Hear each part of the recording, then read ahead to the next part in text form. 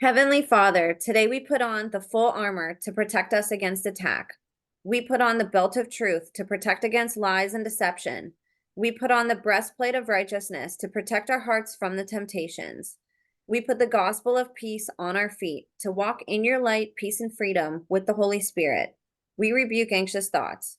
We take up your shield of faith for protection to block and destroy all the darts and threats thrown at us by the enemy. We put on the helmet of salvation to cover our minds and thoughts, reminding us that we are children of a mighty King. We are forgiven, set free, saved by the blood of Jesus. We take up the sword of the Spirit, your living word, that has the power to demolish strongholds and is sharper than any double-edged sword. We come to you, Lord, in prayer daily. In Jesus' mighty name we pray. Amen. Amen.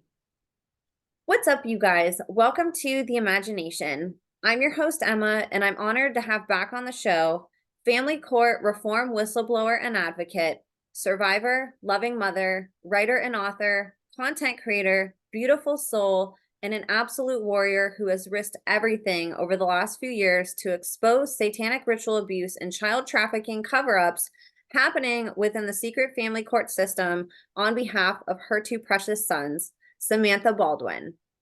When I met Samantha, her story absolutely shattered my reality of how I looked at the world. Having been new to podcasting and learning about things such as satanic ritual abuse in the secret family court, I remember driving home from work one day and listening to an interview she did on another podcast, and tears just poured down my face. I remember getting home and just sitting in silence with my car running while I tried to process what I had just heard. It was the first time I had been exposed to learning about the secret family court and understanding that everything I had thought about the court system existing to bring justice to victims was actually a lie. And on top of that, her harrowing story as to why she was in court to begin with absolutely haunted me and still does to this day. It was one of the first cases of satanic ritual abuse I had heard about in depth, and as many of you can probably relate, it absolutely crushed me. It's been 2 years since Sam was on The Imagination, and if you missed her first episode on season 1, episode 27, I will link that in the show notes. It's in that episode where she shares the story I heard on that day on that drive home that eerily parallels another story featured recently on The Imagination about the Hampstead children. A little about Samantha in case you're new here, or if you're not familiar with her backstory. Samantha grew up in a relatively normal family and wasn't exposed to learning about satanic ritual abuse and family court like many of us listening weren't throughout her lifetime. As an adult, she married a man who was very charming, was an entrepreneur, had his own business, was well known in their community, and was very successful. And it wouldn't be until they were trying to have children that she would start to see a glimpse into a different side of her husband that she can now see were red flags in hindsight. And the red flags only kept growing and growing until eventually Samantha and her husband divorced. It was during the divorce and while co-parenting that Sam would begin to notice unusual and disturbing behaviors in her children that upon further investigation would lead her to discovering her ex-husband was a cult active pedophile who was heinously abusing their two children in satanic ritual abuse and human trafficking operations with others in the cult. In knowing what we do now about dissociation and memory compartmentalization, the fact that her very young children were able to coherently disclose the abuse was a miracle, although a horrible one. Samantha's ex-husband then utilized the secret family court, as we've seen happen countless times on this podcast, and succeeded in acquiring full custody of their two sons, who still to this day are in his full-time care. It's been years since Samantha has seen or spoken to her children. The story she shares is horrific, and yet her actions and advocacy work are nothing short of heroic. She single-handedly whistle blew so loud that her and her son's story has crossed international borders, and she has grown a support network of believers and advocates all over the world, much like the Hampstead case has. Both stories take place in the UK, and both are more horrific than anything imaginable. Samantha took to whistleblowing as she saw authorities fail to listen or act on the children's allegations. In fact, Samantha was absolutely thrown through the ringer the same way Sabine McNeil was, with MSM inverting the story and claiming that it was Sam who was the unsafe parent, a fight she is still fighting to overcome to this day. One of the ways Samantha has been able to share her story is in writing a fiction book that details a story called Everything is Going to Be Okay. This book is on Amazon and is a must-have and must-read if you are looking to gain greater insights into how all these networks connect and work together to cover up crimes against children. The only mistake Sam's ex-husband made was to assume she was weak and would cower to his cowardice. He unknowingly tried to manipulate a woman who would become an international hero and mother these children need to be free. Samantha has tirelessly devoted her time to advocate on behalf of her children and many of the parents on this podcast and in the community who have also lost their children to these corrupt systems and gatekeepers. And I know in my heart that Sam is here to help crumble the walls of the Luciferian kingdom through her fearlessness and unrelenting courage to shout from the rooftops these global crimes that affect so many and yet are covered up in the public eye. Sam is here again today to dive deeper into what's been happening with her and her family over the last couple years since she has been on the podcast. And she has an exciting new book announcement about her new book that just launched called Pretended Justice, which is the sequel to her highly acclaimed first fiction novel, Everything is Going to Be Okay. In a world where no one can count on who is coming to save us, it's heroes like Sam and her children who are the ones we've been waiting for all along to come save humanity by shining a bright light on the darkness, making it impossible for the darkness to exist any longer. Before I finish introducing today's guest, I wanted to give just a couple reminders and updates. If you'd like to be on the podcast as a guest or share any information privately with me, you can email me at imagineabetterworld2020@gmail.com. You can also use this email if you'd like to be a part of my new book series featuring written survivor testimonies, and you can find the video with all the details on how to submit your testimony on any of my podcast channels. And lastly, I'd love your support on Substack, where I've taken up investigative journalism as an outlet for me to share about the podcast guests and advocacy work. And you can subscribe to me there at www.emmacatherine.substack.com. You guys, thank you so much for caring so deeply about survivors and for helping to make the imagination the safest space on the internet for survivor and whistleblower disclosures. So you guys, without further ado, please help me in welcoming today's guest of honor, fierce mama bear, anti-child abuse and family court reform advocate, voice for the voiceless, walking miracle, woman of God, and someone I love wholeheartedly and am honored to call a dear friend, the one, the only, Samantha Baldwin. Sam, thank you so much for being here with me today. Thank you for having me on, Emma, and thank you for that absolutely wonderful introduction. I could write a whole novel on you, girl. You're absolutely amazing. I'm so happy that you're back. I know that it's been a really challenging couple years. It's kept you busy, it's kept you on your toes. And for a while, you sort of stayed a little bit more behind the scenes and were working more quietly. And nobody had any idea that you were, one of the things that you were working on was actually a second book and a sequel to your awesome first fiction novel, Everything is Going to Be Okay. So congratulations. I'm so excited for this. And I love that you finally come back out and you're like, hey, I got a book.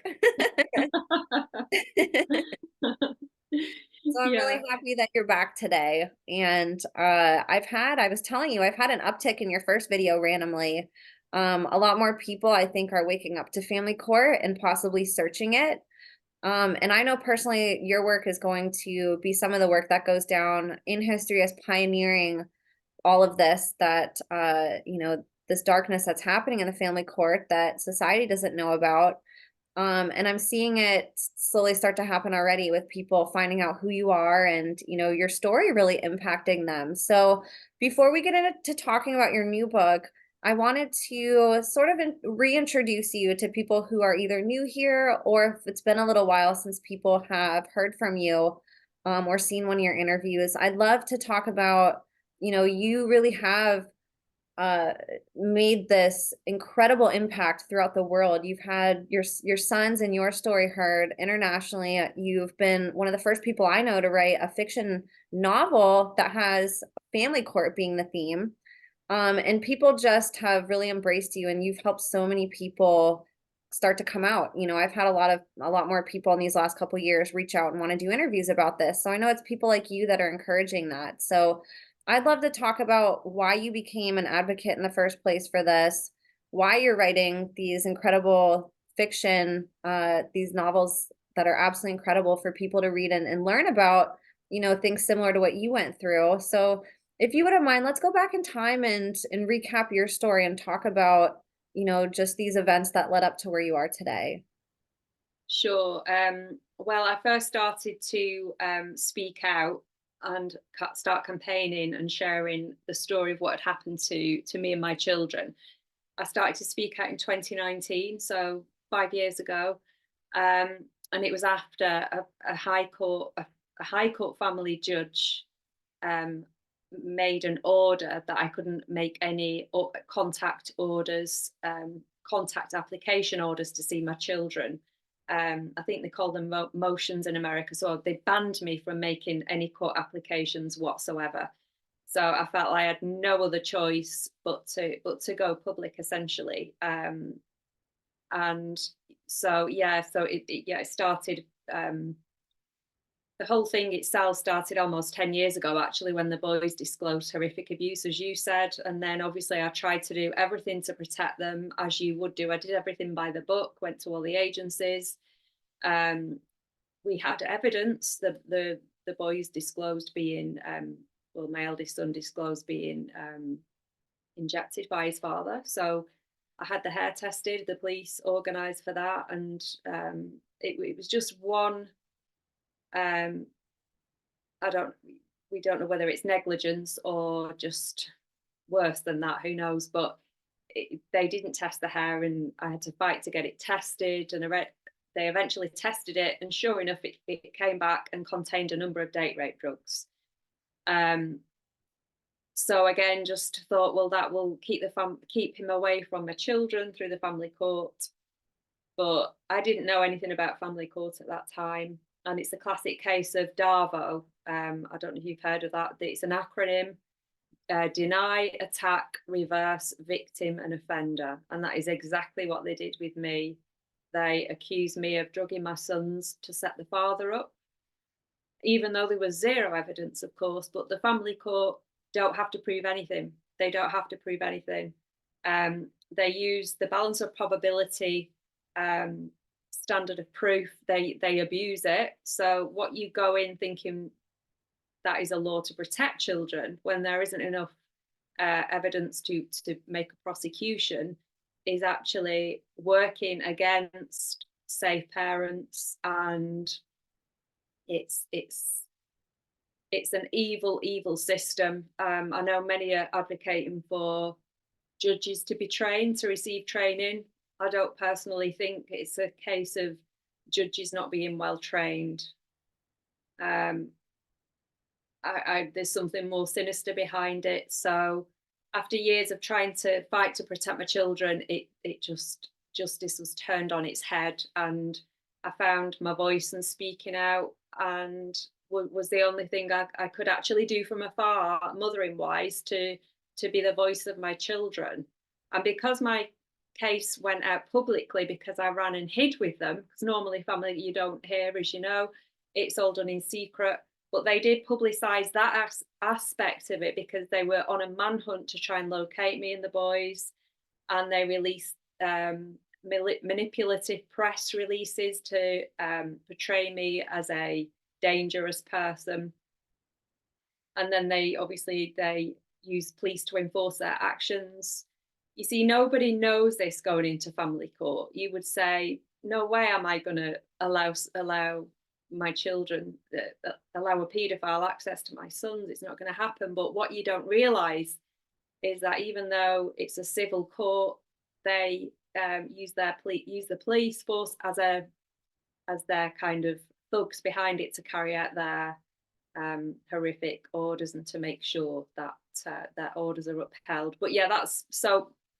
As it went out publicly, the case attracted a lot of attention, and a lot of my friends and contacts and friends of theirs and so on they were in uproar. They were absolutely furious, and big campaigns were done whilst that I had no hand in, because I was hiding with the boys, and it was all brought out. Other people brought information out, and the truth was revealed. So I think in a way that assisted things, and it helped me to, when I started to campaign, some people knew who I was. So it wasn't like I was going in, trying to speak out from nothing. So I had that at least because it had been out in the press. So it was a case of using bad to good, using what was horrific, but actually using it to my advantage in a way. Once they stopped me from from seeing the boys, I knew then I had to do something, because 4 years I wasn't going to wait, such a long time. Oh my gosh. And your story, understanding what it would take for a parent to grab her kids and hide, that was like what really impacted me a lot. Hearing your story was just your just fierce mama bear moment of like, I need to save these kids, and the fact that that moment was what was distorted, when to me that was like one of the most heroic moments in your story, was that you did that, like you went from being this woman who was also being abused, children were being abused, you were being manipulated, lied to, and then you had this, you know, once you sort of realized what was happening, you took action right away, and that should have been celebrated. That should have been something that they looked more into, and thought, well, what would cause a parent to do this? Like, why would a parent go hide her kids? Like, there must be something wrong, and instead they inverted that and made it look like you kidnapped them and took them, So I wanted you to talk a little bit about what were the allegations that your children were making, and sort of like what was uh that process for you in finding this out. So the first disclosure came on the 2nd of December 2014, so almost 10 years ago. And it was to my mother by my eldest son, who was then 7 years old. And then I was with my youngest son, who was 3. And I remember that day well. I remember taking, like, my mum was with my eldest son, and I remember taking, it was obviously approaching Christmas. So I remember us going to look at Christmas lights and Christmas decorations. And then we went out to a cafe and had some hot chocolate and a cake. I remember it well. And then, had a nice day. And then got back. And I remember like just making food. And then my little one was watching TV. And then I received this phone call, and my mum was obviously couldn't believe what she was hearing, and was in shock and trying to tell me what my eldest son had just told her. And then I literally, it was touching by his father whilst he'd play on the Xbox. That was his first disclosure. And I just remember shrieking. And then she like told me what he said, alluding to that. And then I literally don't have any memory of that evening, because it was such a shock. It just wiped out. I have no idea. But what happened then was that they both started to disclose. So my youngest son obviously started to open up when he kind of sensed that his older brother was talking, and he started to open up. And it was utterly shocking. And they started to talk about things that we'd never even heard of, relating to satanic ritual abuse. I soon found out what it was and what it was called, but um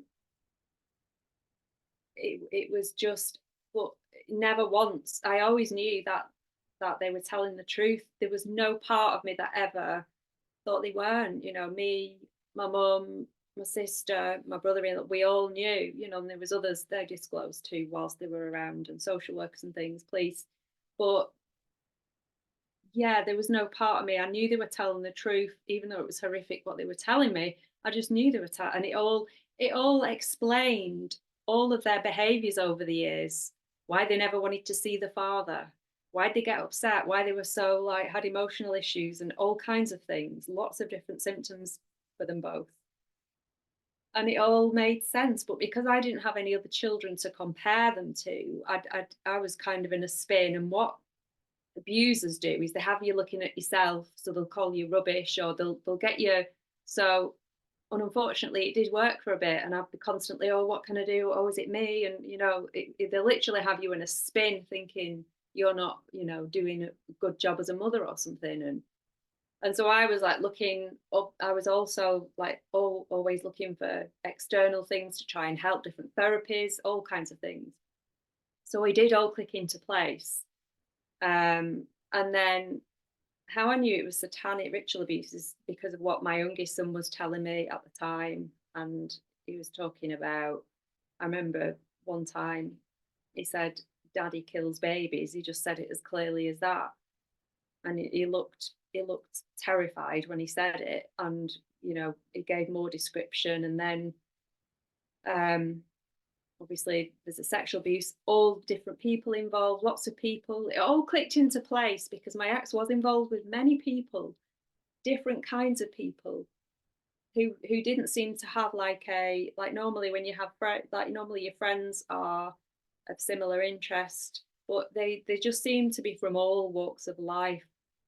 And there was a strangeness to it and a secrecy, and yeah, there's a lot of people involved, as you know yourself. When there's cults, there's a lot of people in these cults. I've no idea, but there's many people, and it all kind of fell into place. But yeah, they all disclosures are very similar to what's in my first book. When Amanda's children disclose, and very similar to what my sons told me. So it's yeah, just in their own language, as they would say, in their age appropriate ways. And yeah, so once you hear, your world changes forever once you hear such horrific, dark things, when you've woken up all of a sudden as to what's going on in the world. And it's a shocker. It's like wow. No, nowhere in my wildest dreams could I have imagined any of this stuff.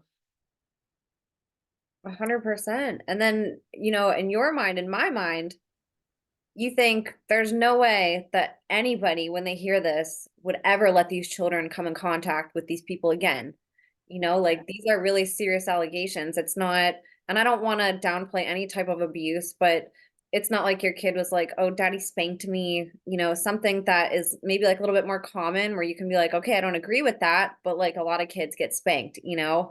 Um, yeah, advocate for any type of abuse, but when you're hearing these really strange things, that's not normal for a kid to say stuff like that. It's not normal for a kid to no, have a hair test and it comes back laced with date rape drugs. And the fact that they didn't investigate your ex-husband the same way that they did you, and that they didn't look into that, they just basically like they put the focus on you when you started talking about it and bringing yeah, attention to it, and it was all of a sudden just the spotlight was on you, and like everything else just got so brushed under the rug, and then you were gaslit. yeah. It's just terrible. So talk a little bit about your family court experiences that first time around. Did you feel confident going in the first time, like how I was just saying, where you were like, oh gosh, I'm definitely gonna win, like there's no way they're gonna let these kids go see them? Did you feel confident at first, or like how did you end up sort of navigating that in the beginning, and then realizing that it was very different from what we're taught? Yeah, I didn't think for 1 minute that I would lose custody. Although actually by that point I had listened to um Richie Allen's show, which is the biggest independent radio station in Europe. It might even be more worldwide now. And I have since done an interview with Richie Allen as well. But he interviewed a lady called Vicky Haig, and for some reason I found myself listening to this, watching this back in 2015, and here was this lady who's very eloquent and just a normal mum, talking about the fact that she hasn't seen her daughter for 5 years because she disclosed sexual abuse by the father, and the judge had turned it around. And I was utterly horrified, absolutely the same way as people must be when they hear my story and just think, how is this woman keeping it together, and how is she coping? It made me feel physically sick. But unfortunately, it wasn't enough for me to you know, leave the country and get us to safety in North Cyprus. It wasn't, unfortunately. I did have thoughts like that, but I was just inclined to think that it was a bad judge and it was a one-off. And so um so by the time, yeah, I received the court papers, which was later on in 2015. I just immediately got on the phone to my solicitor, who was the solicitor for the divorce, and she'd had no experience in this kind of thing, to be honest. So I think she thought that things would probably go my way as well, and that judges look at the holistic thing, they look at body language and things, and that the child has an allocated guardian. And I was kind of put to ease, and I thought, yeah, this is going to be extremely expensive, but this sounds promising. You know, a guardian is a guardian, they call them guardian ad litem in America. It's the same thing. They work for here, they work for CAFCAS. I can't remember what it stands for, but you can imagine what it gets called instead by people who know about CAFCAS. The horrific, just a side, another side organisation, another branch of the family court, who are just making a lot of money out of the misery of families. And so it all sounded quite, oh yeah, the children get an advocate, a guardian who speaks on their behalf. Fantastic, the voice of the child. They are not the voice of the child, the voice of paedophiles and Satanists, and they really are. So yeah, I was under a false sense of security, and then I was in court, and it was horrible to see him there and his slime ball barrister, and you know, it was really unpleasant. And then so that was in front of a kind of regular judge. I'm not sure, just a regular kind of family court judge. And then quickly it got allocated to a circuit judge, which is the next level up. So you've got a judge and then a circuit judge, which is higher up judge, and then you've got a high court judge right at the top. This is how it is in the UK. And so it got allocated to Judge Lee, who was a circuit judge who worked in Nottingham Family Court. Yeah, I didn't get a great vibe from him when I saw him, but then he wasn't rude, he wasn't nasty like some of them can be outwardly very unpleasant, and he wasn't. So part of me thought, oh, maybe he'll be okay. And I had all my evidence ready, and I just thought, well, as soon as they see this, it's fine. But then it's like they draw out the whole process. And so essentially you're paying for your solicitor and barrister. The barrister just stands up like an actor in court. It's like a circus, and they're the actors. And it's all this pomp and ceremony, and they put on these like posh accents and speak, you know, and present the case in all these legalese, which is quite dangerous, really, because if you don't know words and the meanings, and sometimes what a word might mean to us might mean something completely different when used in court setting. And then you're paying an absolute fortune to a solicitor who is just basically, I'm not dissing all solicitors, by the way, but sometimes you're paying them to do admin, basically, you know, just doing admin work, and paying these people a fortune, you know, £300-400 an hour minimum. And then yeah, so that kind of thing is going on for some time. And then I just remember the judge saying, yes, the mother has made some very serious allegations, and then looked at me. So that was my first taste of, he seems to be putting more importance on the fact that I made serious allegations, rather than the husband is potentially the boys have said he's he's a horrific abuser, child abuser, shouldn't even be walking free, let alone anything else. And so at that point, I didn't have the drugs analysis because the police hadn't tested them. And in that time, an organisation had agreed to reopen the case. It was called ICSA, Independent Inquiry into Child Sex Abuse. And through that, they put me in touch with another police officer from Greater Manchester Police. And then it was agreed to be tested. The drugs came back positive for all of these date rape drugs, benzodiazepines and zolpidem, all the way from root to tip for both children. They had been sat in sealed bags, by the way, for 16 months. So they were dated back from when they had first had the hair samples taken in January 2015, 3 weeks after contact with the father. So all the drugs were in the hair, showing any person would know that the children had been drugged as far back as the hair would allow, because it was right until the tips of the hair. And it was only because of if it had been girls' hair with long hair, they probably still would have come up with some theory that I'd done it somehow. Of course they would have done, but either way, it's still a centimetre a month. So if you've got that length of hair, it shows a substantial amount of time of drugging. So this is the man they've been living with for years. And yeah, family court just turned it all on its head. And they said I had a false belief system, that I wrongfully believed that the children were being abused. So they either call, so having now since heard many other cases and talked to many other mothers and fathers as well, but it's mainly mothers when you're talking about sexual abuse or satanic ritual abuse, although in cults you get men and women, of course. But sorry, I've just lost track then. So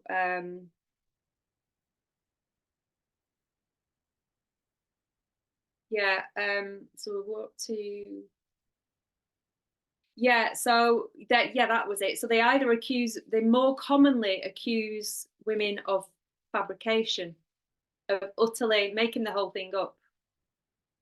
Equally absurd as a false belief system. The false belief system, it kind of reminds me of false memory syndrome type thing, which has been obviously, as you know, disproved. But it's all the Satanists love that, and the paedophiles, that the false memory. But the so false belief system in an otherwise sane woman, why on earth would you develop a false belief system? They don't have to prove any of this. They just came up with this. So I hadn't seen a psychiatrist or anything like that when the judge came up with this bizarre finding. And yeah, so once those findings were made, when I've been located with the boys and then arrested and released, because I've been arrested for abduction, even though they're my children. But the police released me because I hadn't stayed for the entirety of the judgment when they read out at the end that I had lost custody. That's the only reason why I was released with no charge. I wasn't even that bothered, to be honest, Emma, at the time. I know it sounds ridiculous, but I was just wanting my boys back. I didn't even know what was going on, to be fair. I was just like, when the solicitor said, oh, you didn't, so don't worry. And I was like, I don't really care. And if I don't have my boys back, I'm not bothered.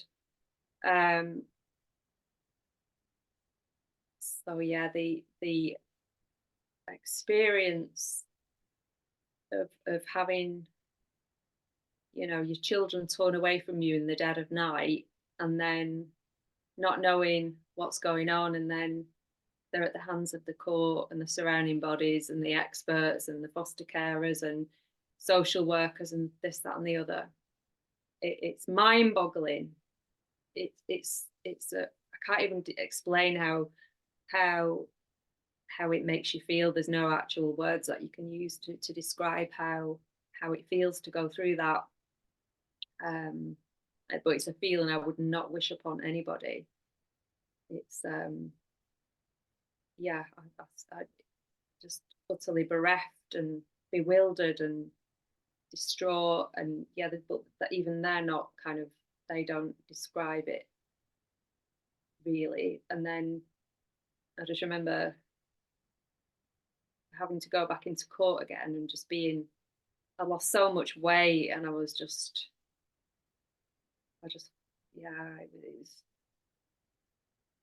horrible. It was, and you just then realize how evil the world is, not just from an abuser point of view and these cults and child abusers and paedophiles.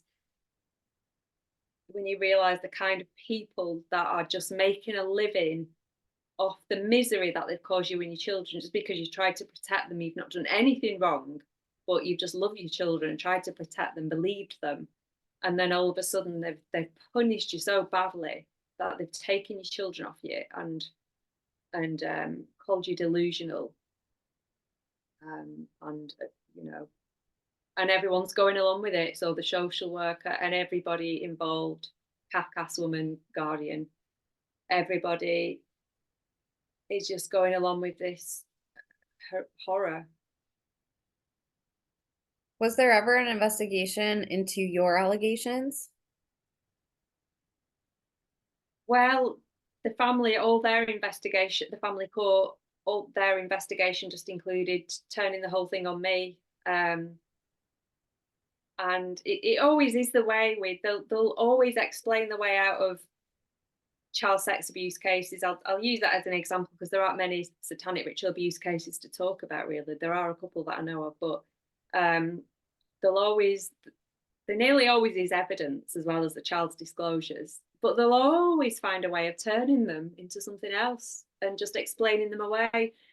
But in terms of police investigation, that wasn't done properly. As you know, the fact that they didn't even test the boy's hair, and they turned it on us because I don't know whether they've been told not to investigate properly. I don't know. They didn't even, they took my ex-husband's laptop. They didn't search his house because they would have found the drugs and the equipment, the needles, etc., and whatever in the loft, because he later, my eldest son later said they were kept there. So if the police would have done that then, I know because I've been arrested for nothing a couple of years ago, and they literally, like, just nothing.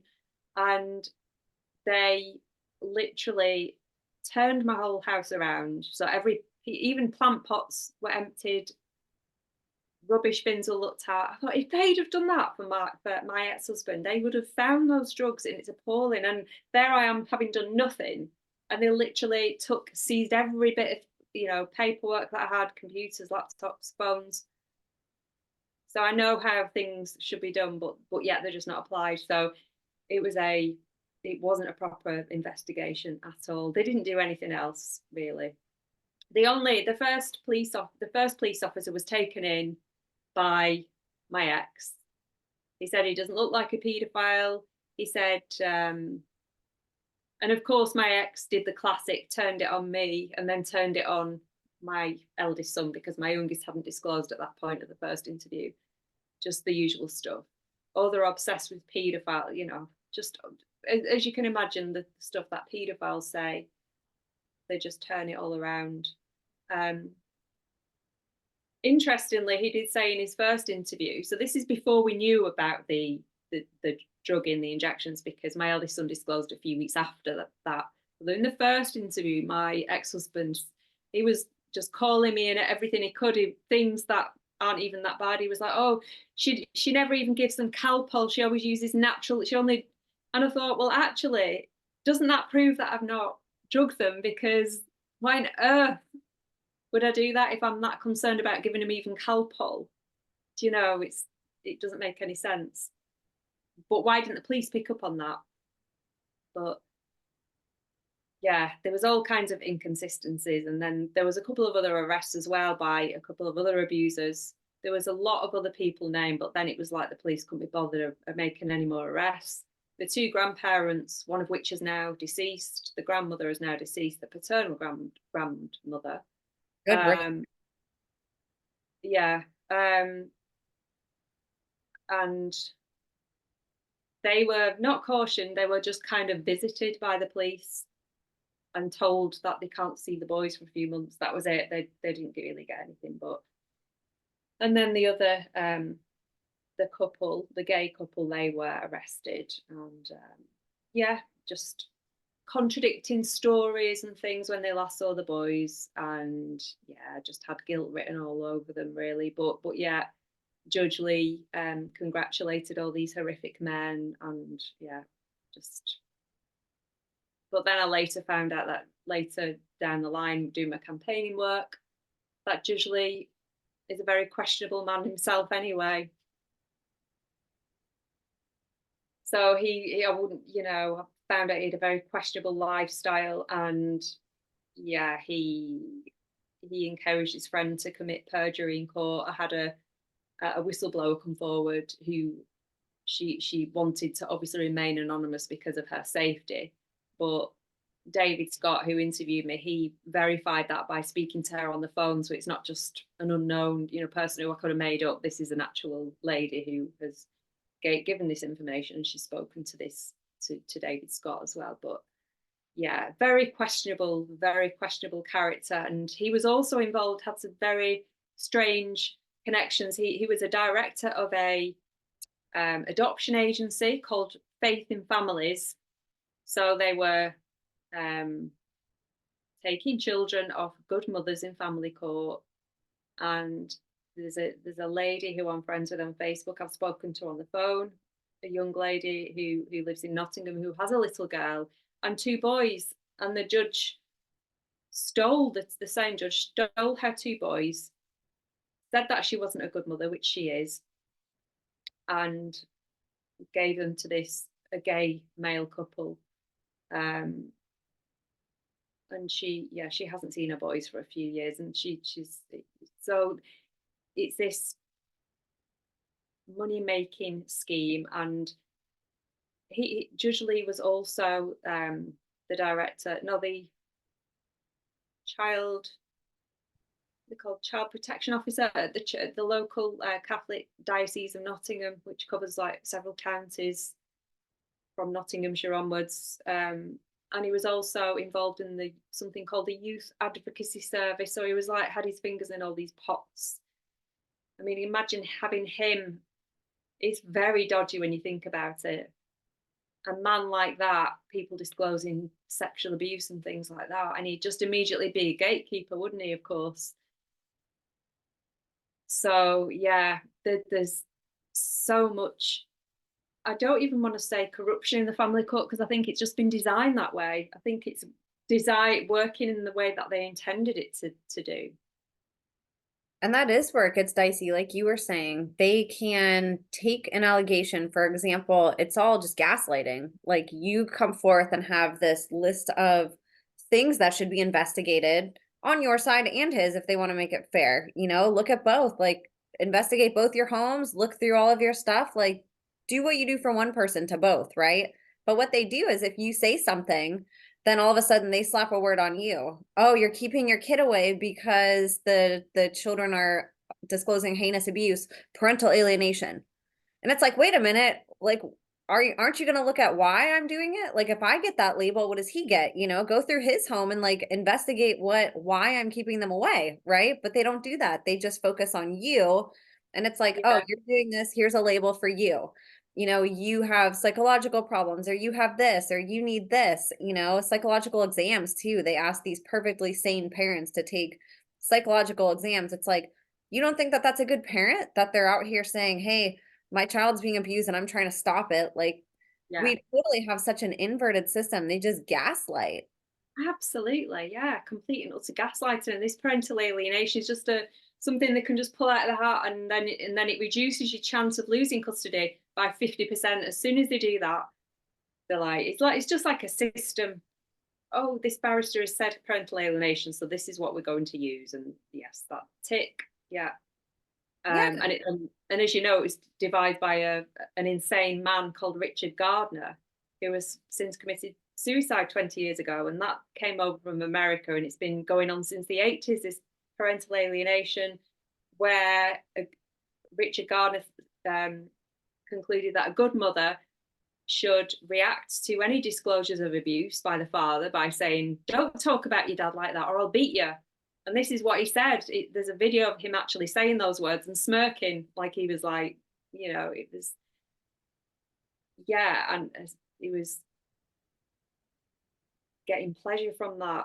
It was, and he had all of these horrendous, like sexual deviancy views and about children and animals and sadistic practices and things. And this is the man who the family court based so much of their kind of way of being on this one man. And it's the fact that it's still going on, and if anything, it's getting worse. I mean, you can just run around trying to prove everything, and it makes it worse. The more you prove, the more you fight to protect your child, the more they will come against you.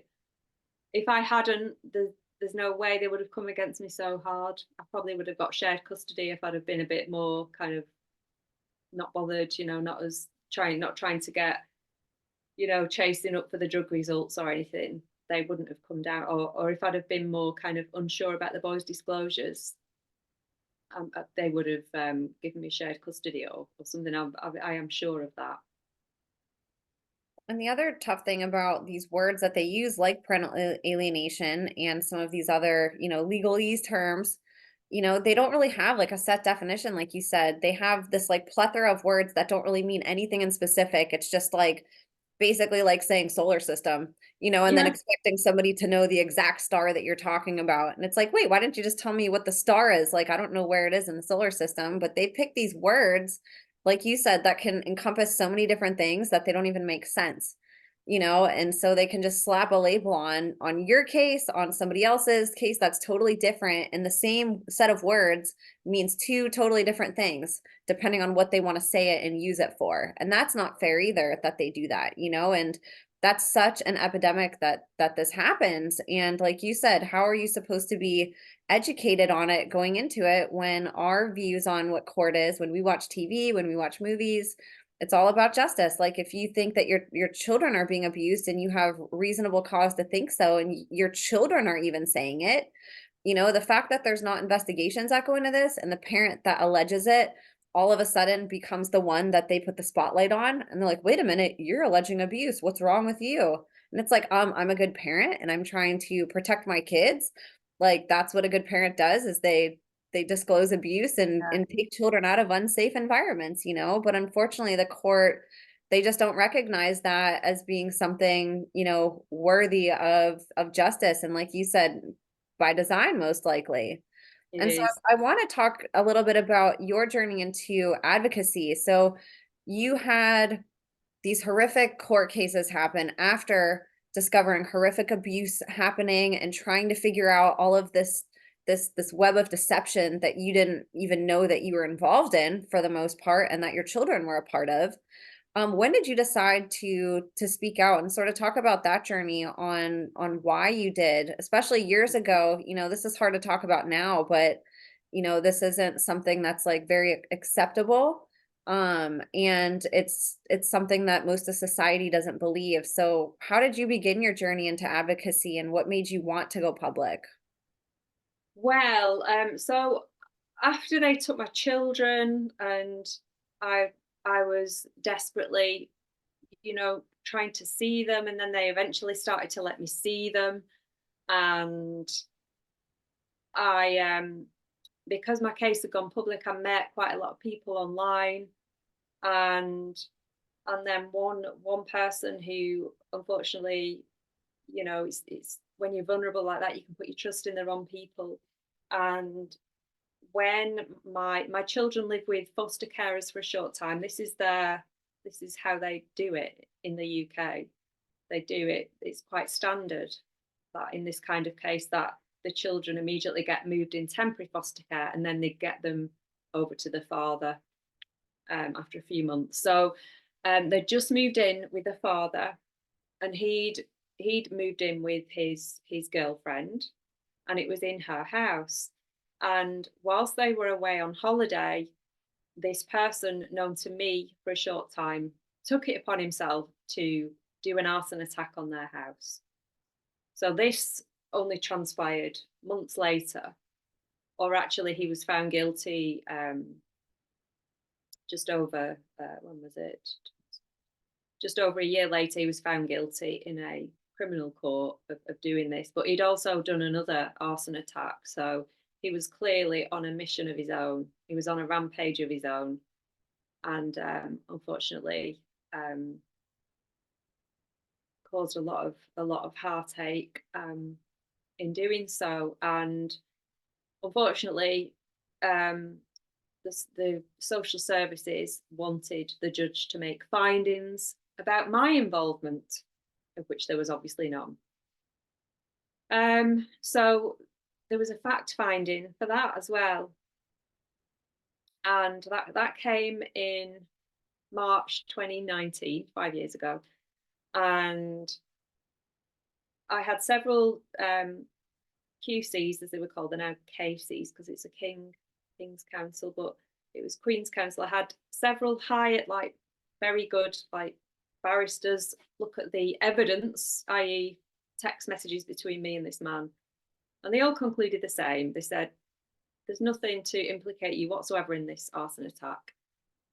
And at the back of my mind, I thought, well, there was nothing to implicate me about drugging my children or having a false belief system, however they made those findings. And unfortunately, the judge, wasn't Judge Lee at this time, it was a different judge. It was a High Court judge, a woman, horrendous woman. And she was very unpleasant, extremely unpleasant kind of mannerisms as well. And I immediately thought, oh no, that you just, like, your heart sinks. And so it's not just male judges, it's not just a male thing, it's the whole judiciary. And again, I think she saw somebody who, because they found out everything that I'd done that time. So at that time, I hadn't gone public. I wasn't even on a Facebook, social media. I was trying to do things properly, but I had gone to the police again. I've been going to the National Crime Agency. I've been doing everything I could behind the scenes to try, and I was trying to get my boy's hair tested again, to prove that it wasn't me, to prove, and they found all of that out. And I think they just come down on me hard because they knew that I hadn't changed my belief and that I was still fighting for my sons, knowing that they've been abused, knowing that they've been drugged by their father and all the rest of it. And she made findings that I must have known about this arson attack, and she didn't even provide any theory or anything, just guilt by association. There was nothing. So this is how dangerous family court is, making false findings with zero evidence. They don't need anything, nothing. So once she'd made that finding, she then said, and I make a section 9114 order, so the mother cannot make any applications for 4 years. So that ran out last September 2020. She said, when the youngest son has finished his first year of high school, that's when she can make an application. And any application she makes will be favourable if she uses some of her considerable energy into accepting the findings. So she hadn't seen anything. If she thought I had considerable energy, then she really hadn't seen anything then at that point, because I'd not even gone public. It was just I was going to different agencies trying to, hello, just please help type thing, and investigate. Nothing. And so that made me, right, I am going to go public now. I need to speak out about this. I'm going to start campaigning. And so I opened a Twitter account, and I opened a Facebook page and Instagram, even though I didn't know what I was doing with it, I had to learn all of this stuff. And a YouTube, I started to just make short, I went on a course, video journalism course. And it was like, God was opening doors, because that course came up at the right time, and it was free, and it was, what are the chances of that? It was all paid for. And it was just happened at the right time. And and it was around the time that the court started to be proactive and start their campaigning, and we went on a protest. There was a Parliament Square in London, and people started to be more vocal, and I was just, I just started to gain more like momentum and just speaking out, and and with a hope that somehow somebody would see it. Who, I think initially I just thought maybe someone will come forward. I don't know what I thought I would achieve apart from just, highlighting it and just speaking out about what had happened, just to make the boys safer, and to, to encourage somebody else who knew anything to come forward. That's before I knew as much as I do now about cults and the secrecy and the threats and everything about people. I know people do obviously speak, they're very brave people. People do sometimes miraculously break out of it as well.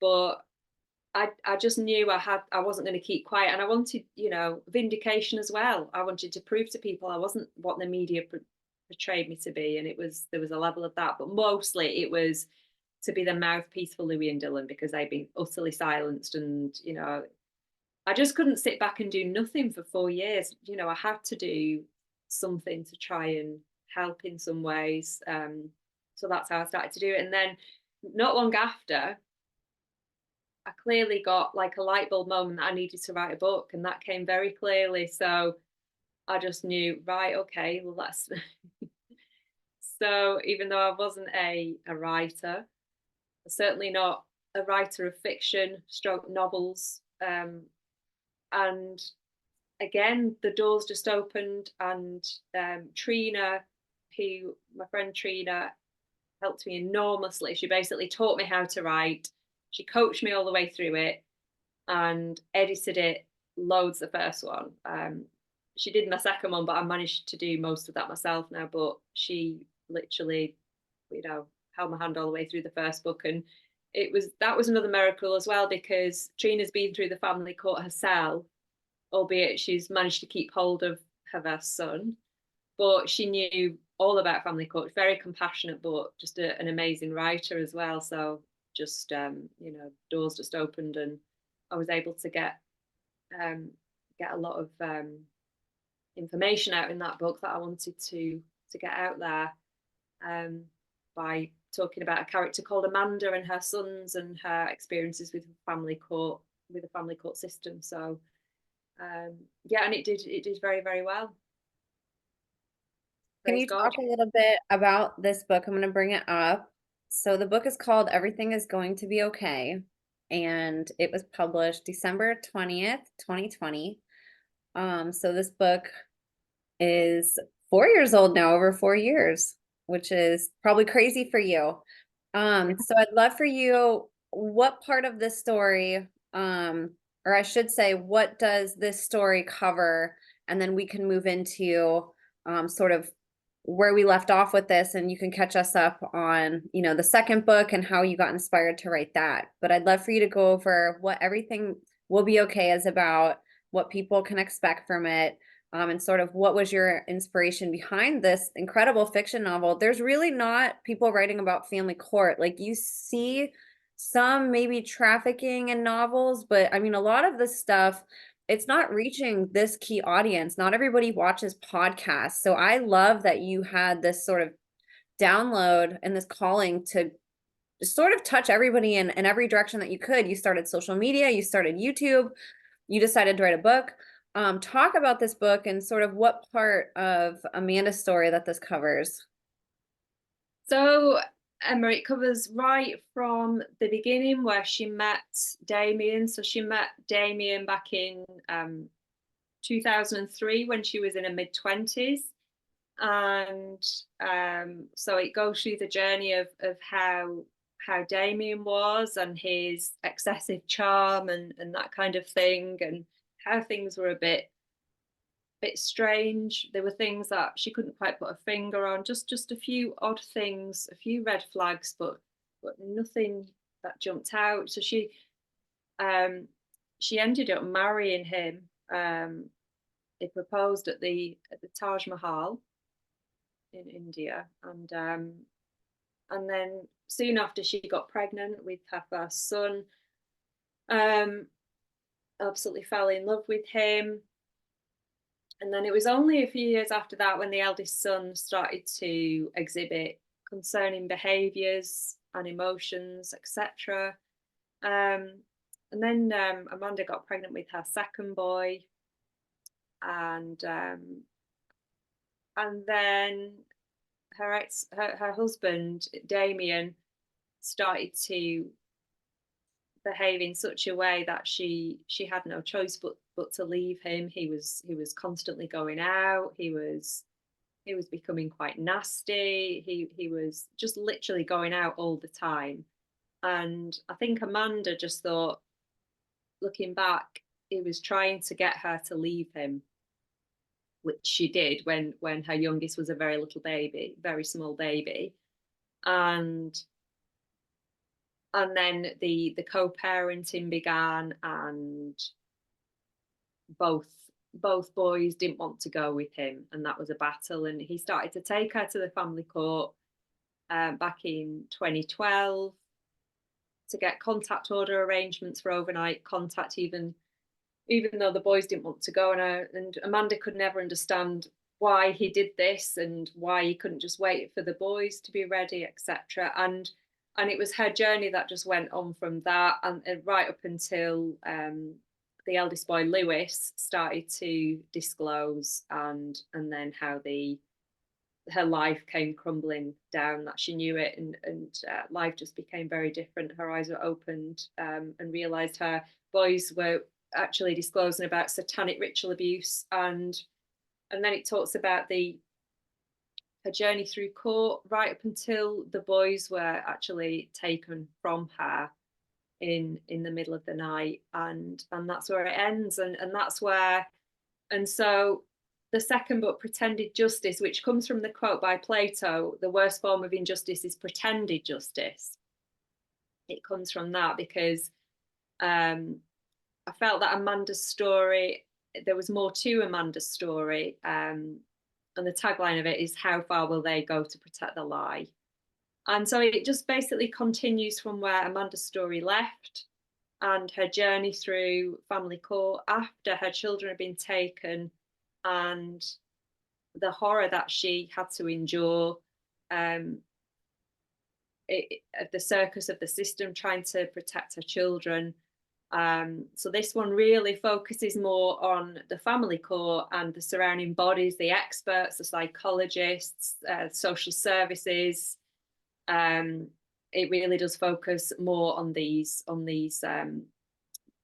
systems. It's more about, it's a novel about the family court system, whereas the first one was about the family court as well, but it was also about satanic ritual abuse coming to another otherwise normal family.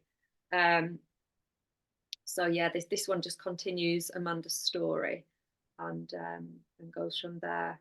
And I'm sure there'll be another book one day, but I think the third book could be very different, and I'll probably get a ghostwriter this time. What inspired you to write the second book and talk about sort of your journey? Because it has been a journey. Like I said, nobody knew you were doing this. It was probably very difficult for you to do over the last couple years. But when did you know you had to write this book? Did you have a similar calling, just like the Yeah, first one? exactly. Did, yeah. I was called in the same way as I was the first book, literally very loud and clear one day. Literally had a light bulb moment. My goodness, I should write another book. And then that same day, two other people said to me the exact same thing, and I was like, right, okay. So that's no coincidences. So out of nowhere, three of us on the same day said I should write another book. So I literally was obedient, then started to write then. And that was back in November 2021 when I first had that very vivid experience. And so I started to write, got quite a lot done in a few weeks. However, then had to set it to the side because I had other legal applications going on. Like there was a cost orders element that needed sorting. My bank account was still frozen up until early 2022. My account had been frozen by the family court. So I was like, I didn't have access to my own account, and the money in there had been frozen. And so when it was released, I had to have court hearings, which are by Zoom, and it got split between three abusers. The rest of my money got split between three abusers because they went after they sued me for their court costs. Oh, so yeah, this is what they do. This is what they do in cases like mine. They will just try and utterly destroy you. They will literally do whatever they can to try to destroy you. So I had that to contend with, obviously, and I was representing myself because I couldn't afford a solicitor at that point. So I was doing all of that myself, preparing the papers, etc. myself. And then I also appealed in that time as well. so my book got left for probably about 8 months because I was concentrating on these legal applications. My appeal was unsuccessful, as you can imagine, but I literally had to try, and then I managed to get I kind of started to write the book again, and and I knew it was like there was a calling, an urgent, no, you need to get this finished kind of feeling again. I need to get this done. And then I applied for contact as soon as that Section 9114 4-year ban ran out in September. Of course, I had to apply, but again, they asked me, "Do you accept the arson findings?" And I said no, because how on earth can I accept findings for a crime I didn't commit? It's utter madness, and I would never do that. I'm not going to lie. So that door was slammed in my face, because I won't lie and say and pretend that I was involved in an arson attack that I wouldn't dream of doing in a million years. So then I was like, I thought, well, I'll have to go get back on with the publicity again. I knew I had the book to release, so obviously it's a good, but yeah, that I just thought, well, I gave it a try.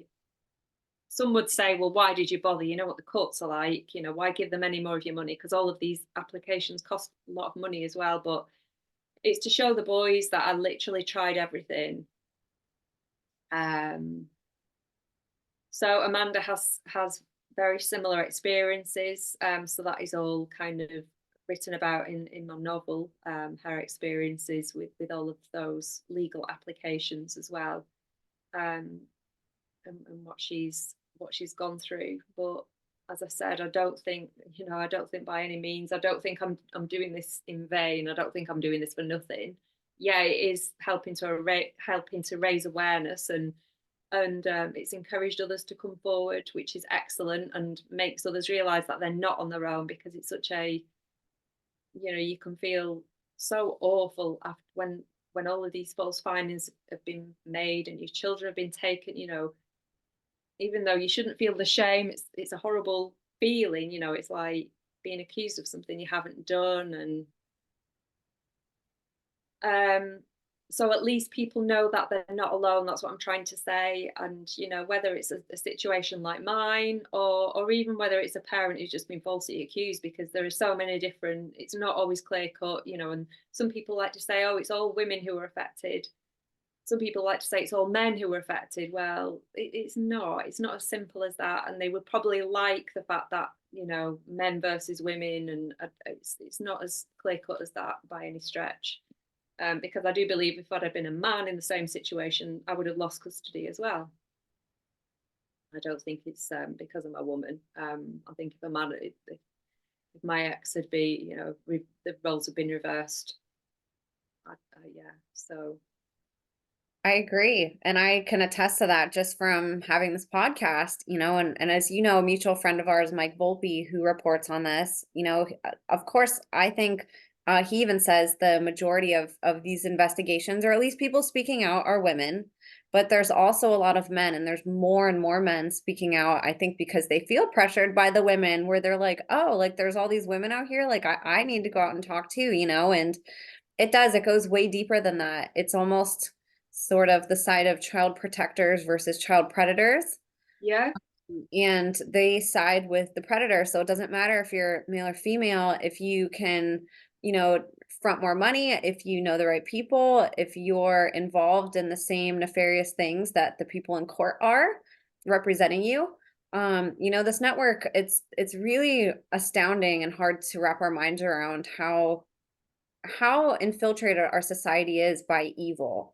We sort of look Yeah. at everything very separate, and society presents everything as separate. Like the last thing you're thinking about in court is the person I'm going up against in court in cahoots somehow with people in court, like the judge, like the guardian ad litem, like the lawyer that is representing me or them.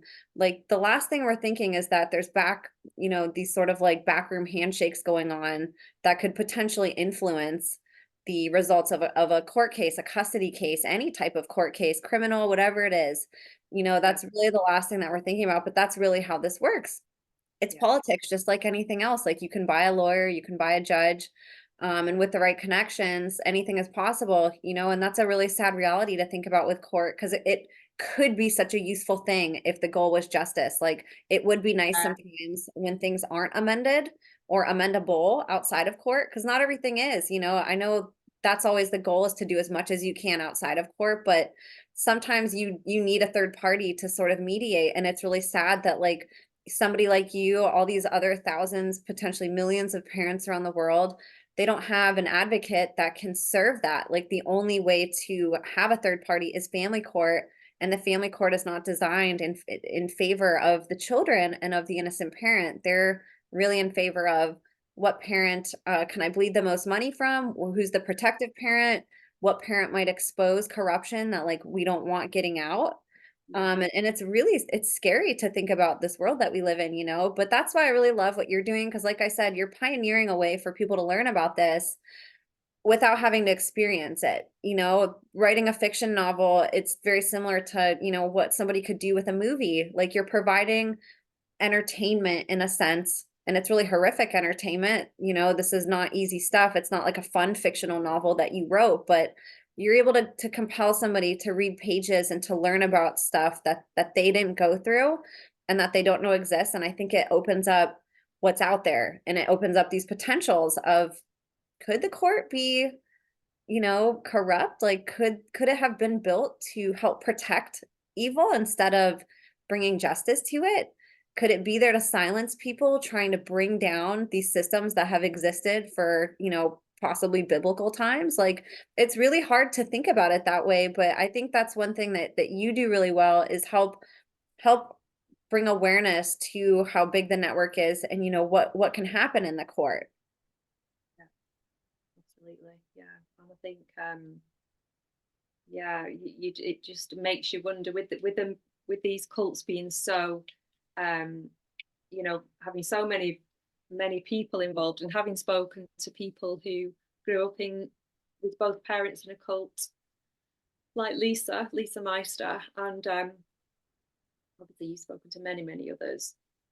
They, and the reality that a lot of these people are placed in all positions of society, whether it be medically, the doctors, in the judiciary, and in the police, to have all these gatekeepers keeping a lid on things, very possible. And it's like John Wedger as well. He was told, if you say anything, you're going to lose your house, you're going to lose your children, everything. Now you shut up and keep silent. you know if I think if we knew what was really going on, and also it's a scary thought, and it's something that John Euler said, because I've watched a couple of your interviews with him, and he's amazing. And he was saying it's not rare, and I actually thought, well, yeah, it can't be, can it really, with all these people speaking out and the number of people in these cults. You just start to wonder how, what are the percentage? I wonder what are the percentage of people involved in these cults. And then it starts to make sense. Actually, yeah, it would be possible for them to have strategically placed people in all levels of society to keep a lid on things with family court. Then you've got the extortionate amount of money going, being transferred between hands in the family court. And yeah, there is something very sinister going on. But I think, between exposure and prayer, I think, we can do something, and something will crack in the system. And you're helping to do that, and you're bringing more awareness to this. I'd love to hear about your actual writing process. This is, like you said, you weren't an author. This wasn't something that just came naturally to you. How did you sort of approach that? I think writing a book is really powerful, especially knowing, and John Euler talks about this, Kathy O'Brien, like we know how important like writing is. And so I think it can also be therapeutic, to do, but a lot of people don't. And especially because we have keyboards, we can like type things out now. And, it's easier to sort of ignore putting stuff down on paper anymore. How did you, I guess, I know it was a calling, but how did you motivate yourself to learn? What was your learning process, and what's your process when you actually sit down to write?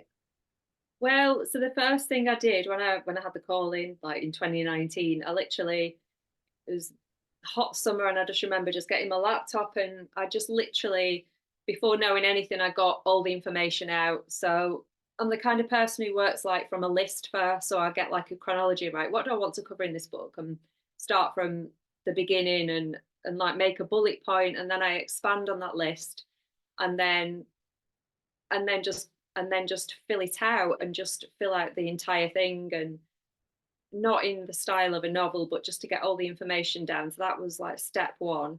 And then step two was to find somebody to help me, which was very difficult because I didn't have any money as well at that time. Nothing, I didn't have the ability to be able to afford to pay anyone at that time.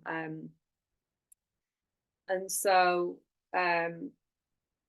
it was difficult to do that. And but then once Trina agreed to help me with that beginning process, and she was like, we had met, and she'd written about me when I was, missing with the boys. She'd written some blogs, and her style of writing is just, I just really like it. And then so I wanted to meet her anyway. This is way before, this was a year before I'd written the book, so I actually met her.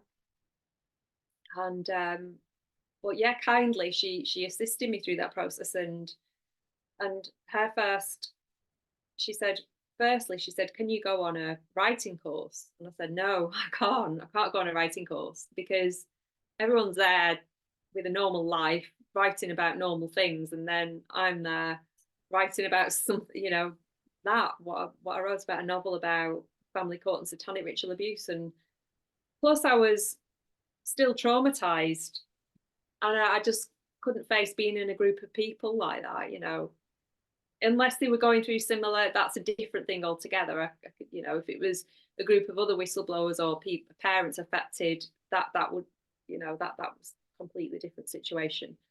So I just said, no, I can't. I just need to get this book done, and I'm not going on a course. So she gave me recommendations of books to read about the writing process. One of them was funnily enough by Stephen King. And I wouldn't normally write any of it, read any of his What's stuff, that but book he wrote a called? book. In It's Writing, called is Off that it? Writing. Yeah. Yeah, I've actually read that. Have you? I used to really like Stephen King. I'm embarrassed to say, not Oh, anymore, but oh yeah, well. I used to read some of his stuff. That was actually a good book, though. It is very good, yeah. So that really helped as well. There's some good tips in there. So that's another thing I did.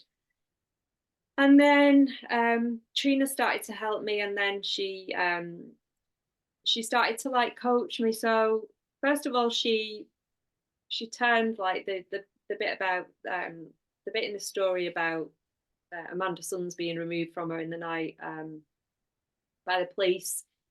I wrote about that, and then sent it to Trina, and then she wrote it in this amazing way, and I was just like, wow, this is just amazing. You're so talented. And then gradually, as she gave me tips of how to construct dialogue, how to set scenes, how to create, like using all the senses, taste, smell, sight, touch, etc. Try to engage as many senses as you can when you're describing something, so it really takes the reader there. And then I started to kind of apply that to the writing and learn more and more and create. And then it was like things like she'd say, oh, well, you can't, like not having too many characters in there, for example, because it just creates confusion, and the reader's going to lose track of who's who. So I just gradually learned more about the writing process and did it in stages. And then I would send her what I'd done, and she'd send it back with some changes to make. She'd edit bits, and then she'd say, oh, can you create a scene with this? And can you expand more on this and describe this person more and create another dialogue here? So it was like back and forth, back and forth. But yeah, how I used to, because obviously it was quite difficult. So I used to I work in short bursts, and or I might give myself like a target of writing 1,000 words or 2,000 words. And once I've done that target, or if I'm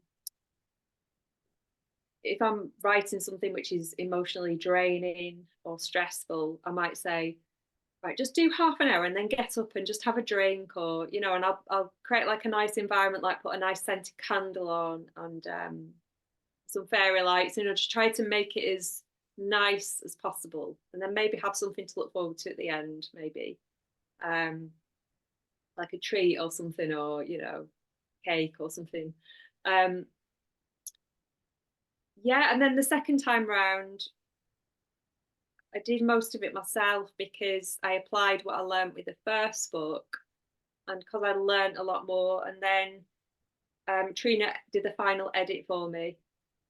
So this time I actually managed to write all of the book myself, but then Trina gave it that final finesse, of her editing. And again, it's just like it just adds finesse, and it gives it that polish, and also takes out chunks of paragraphs which are just completely not needed on. And also it was good to have a perspective from somebody who's been through family court as well, or another person's perspective. If something doesn't make any sense to the reader, she was able to say, what is this hearing? Is this the fact finding hearing, or is this? And I'd say, well, no, that's not the fact finding. This is the pre-fact finding. And she's like, well, it's not clear, so you need to explain more to the reader about what this hearing is. So it was just that kind of thing. It's practically very good to have somebody with some knowledge about what you're writing about, if you can have that. I would recommend Trina. She's amazing, and she's very compassionate and patient, and just she's a good friend now as well. So I would thoroughly recommend her. Does she have a website or anything, or a way to, if somebody listening is like, oh, that's exactly what I need? She's got a website called The Writing Vibe. I'm not sure what the address of that is, but if they Google the writing vibe, and I think she's got a Facebook group as well. But yeah, she can just put a hand to anything. Very talented lady, and an amazing. The fact that I can now, obviously I can't write like Trina, but I could do nothing. I could my yeah, that's it. My attempts were absolutely shocking. First time round, it was just I had no writing skills whatsoever, apart from writing like a blog or informational writing. Is very different, isn't it, to creating fiction and character building and creating scenes and engaging of five senses, etc. And this, for people who might be just listening, thewritingvibe.com. I'll actually link this resource in the show notes in Samantha's section. So you guys, if you are thinking about writing a book, I love resources from people who have done it, especially if you're in family court or if you're a survivor. It is nice to have somebody who sort of understands your journey in some way. So I think that's great that you're providing this for us, and hopefully if anybody's listening, you have a good resource to help you if you want to write. So thank you for plugging her, Sam. Yeah, no, it's absolutely fine. And I always say as well, Emma, is I really found that being consistent was very important. So because you're never going to feel motivated every single day and have that get up and go to want to create, to do something every day. Some days you don't feel motivated, but if you can just get in the habit of being consistent by just focusing on the end goal, it really helps. And just taking it easy and just doing small sections, small manageable sections. And how do you feel personally after doing these two books? Like, what has that done for you emotionally? I feel relieved that I don't have to carry on writing them anymore. But I'm done with them. I feel relieved that it's done. But it's a sense of accomplishment. It's quite satisfying holding a actual physical book in your hand that you've created. It's quite surreal, really. Yeah, and it's funny how they've ended up to be kind of in the same kind of They did the same color spectrum. scheme. That was never intentional. It was just what the book designer came up with each, and it was a different one for each book, and it just ended up being that way. So yeah, I would, yeah, I it's exciting, like, you know, particularly with the first book. I mean, this has only just been launched, and I'm just praying it reaches the right people, whoever they are, and I think there'll be many people who it can benefit. Yeah, the first time round, I was doing a lot of like direct selling, like, you know, selling to individuals behind the scenes and things like that. And this time round, so, and I didn't have any like procedures in place for payment, so it was very like labor intensive. So I'd be taking people's or giving them my bank details, and they'd be paying in, and then I'd post out the books. It was very labor. So this time I've got the website, so it's all kind of automated, so it speeds up the process. But both times I've used Amazon, because I think Amazon's excellent in that, you know, if somebody wants it quick, or you know, doesn't want to pay postage, or, you know, international postage is expensive, obviously.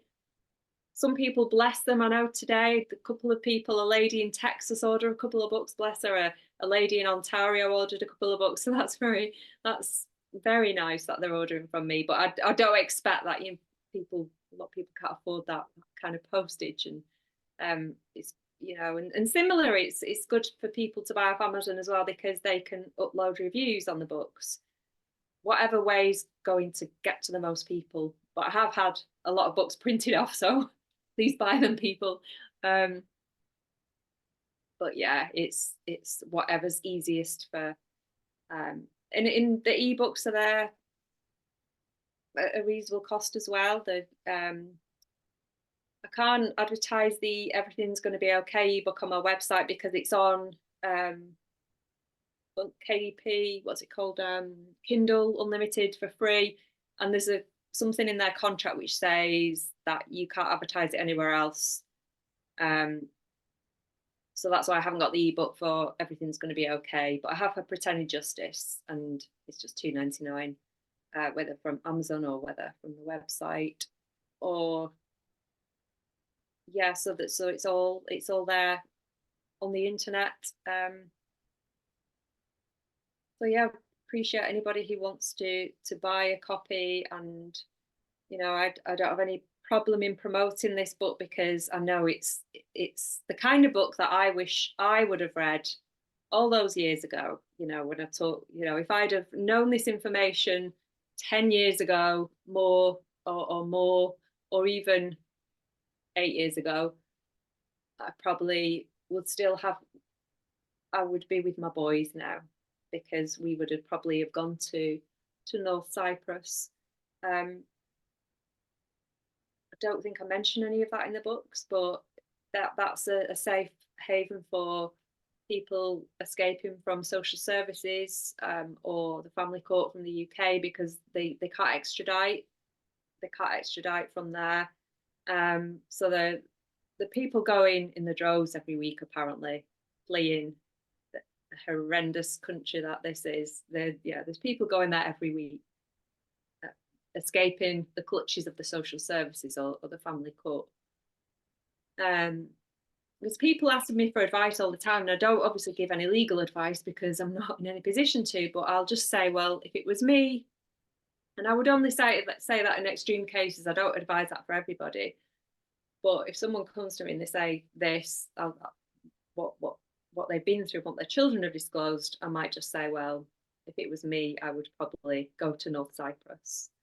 And then it's obviously, the choice is theirs, but you can't just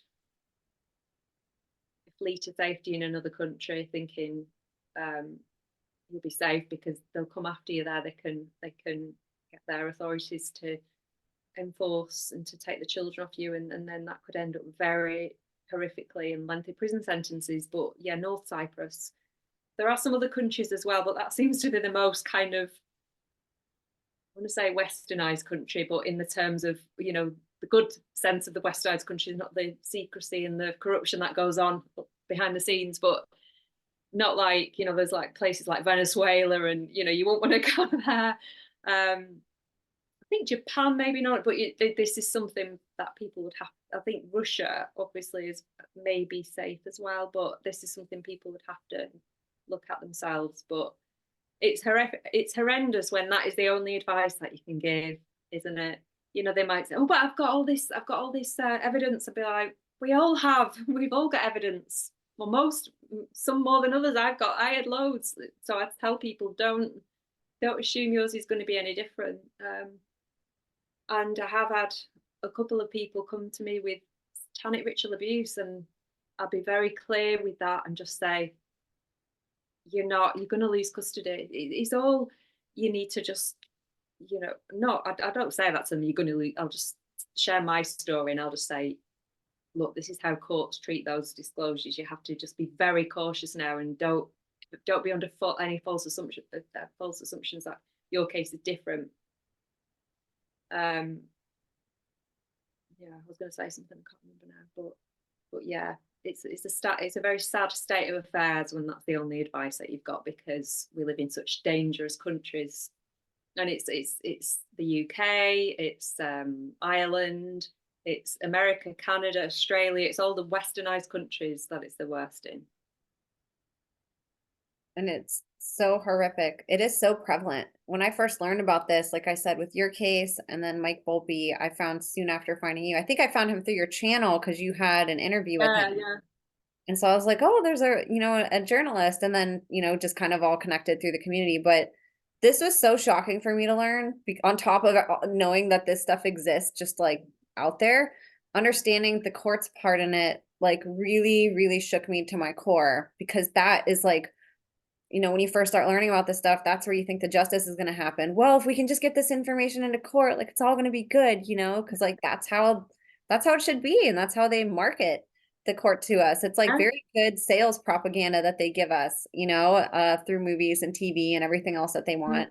And it's so shocking to learn and to see the amount of parents. I mean, they're coming out in droves. I'm getting so much more parents now who are wanting to interview or just reach out and say that they're going through something. A lot more people I'm seeing on social media whistleblowing. And I wanted to see, like, what are you seeing from somebody who was honestly one of the first to like really bring this public and like push it globally? Like, you really got your story out there. What have you seen from then to now as far as public disclosure, public acceptance, or even sort of the opposite, like people pushing back? What have you seen throughout the years happening in your journey? I've seen more, because obviously I took a bit of a break, and since then I've seen more people speaking out, and even some of them have come to me and said, you speaking out has really helped us to speak out, and so that's really encouraging, and I'm really glad that, and people are bravely speaking out who've still got custody, and I really do think that's very brave, because there's more at stake for those people to share, but they're still doing it. When you've had custody removed, in a way you're just like, well, what other choice have I got? So there are many, and there's organizations speaking out as well, and it really does feel like more and more are speaking out about it. I don't know the impact, kind of, it's not like I don't readily share my story with anyone nowadays. I used to kind of blurt it all out in a kind of traumatized state to anyone who would listen, and then immediately feel really kind of frazzled and just like, why did I waste time and energy? Now I feel rubbish. Telling people I don't need to just share with everybody. So I think most people are shocked, and that's why books are so good, and I think that's why I was called to do that, because it's a way in which you can kind of explain the system, and from a point of view of a normal person, the journey through that, rather than someone just hearing about this woman who's lost custody, and part of them thinks in the back of their mind, well, there's no smoke without fire, and the courts have got the best interest of the child. It's like you said with the propaganda, we've got this, it's in the best interest of the child. They make choices, they make good sound decisions. Judges, that's their job. They can balance, they'll be looking at it from a holistic point of view. And I don't know, I think it's like with anything, unfortunately the majority of people are under deception, and under an illusion as to the reality of the world that we live in. The ultimate deception being those who are separated from God and who don't believe even that God exists. That's the ultimate deception. But everything else, the deception, the illusion that we live in a safe world and most people are nice and what you see is what you get, and that the systems are there to protect, and that the police are there to protect, and some are, of course, who you get good police officers, of course, and that the judges are there to protect and uphold law. And unfortunately, that's we from a very young age at school, we're kind of, you know, made to kind of accept authority and to trust authority. So I'm not sure. I would have no idea as to. I think if you just took like a average street or something, you probably get a rough guess. I don't know, maybe 10% of people who are more kind of awake than the rest. That's my rough guess. What would you say, Emma? I think so too, at least to the level that somebody like you is and other people whistleblowing. I'm seeing a lot of people starting to wake up and they think that they're fully woken up because maybe they know now that whatever the statistic is, 600 to 800,000 kids a year go missing in the United States.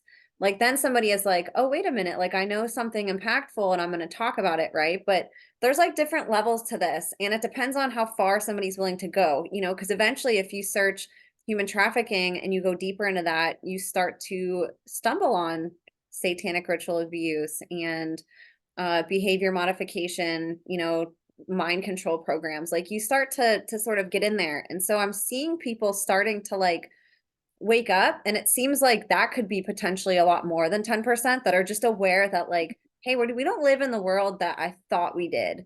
But I think you're right in regards to, the amount of people that are like very woken up and understand that, the way that our world works is really like it's a big pedophile ring.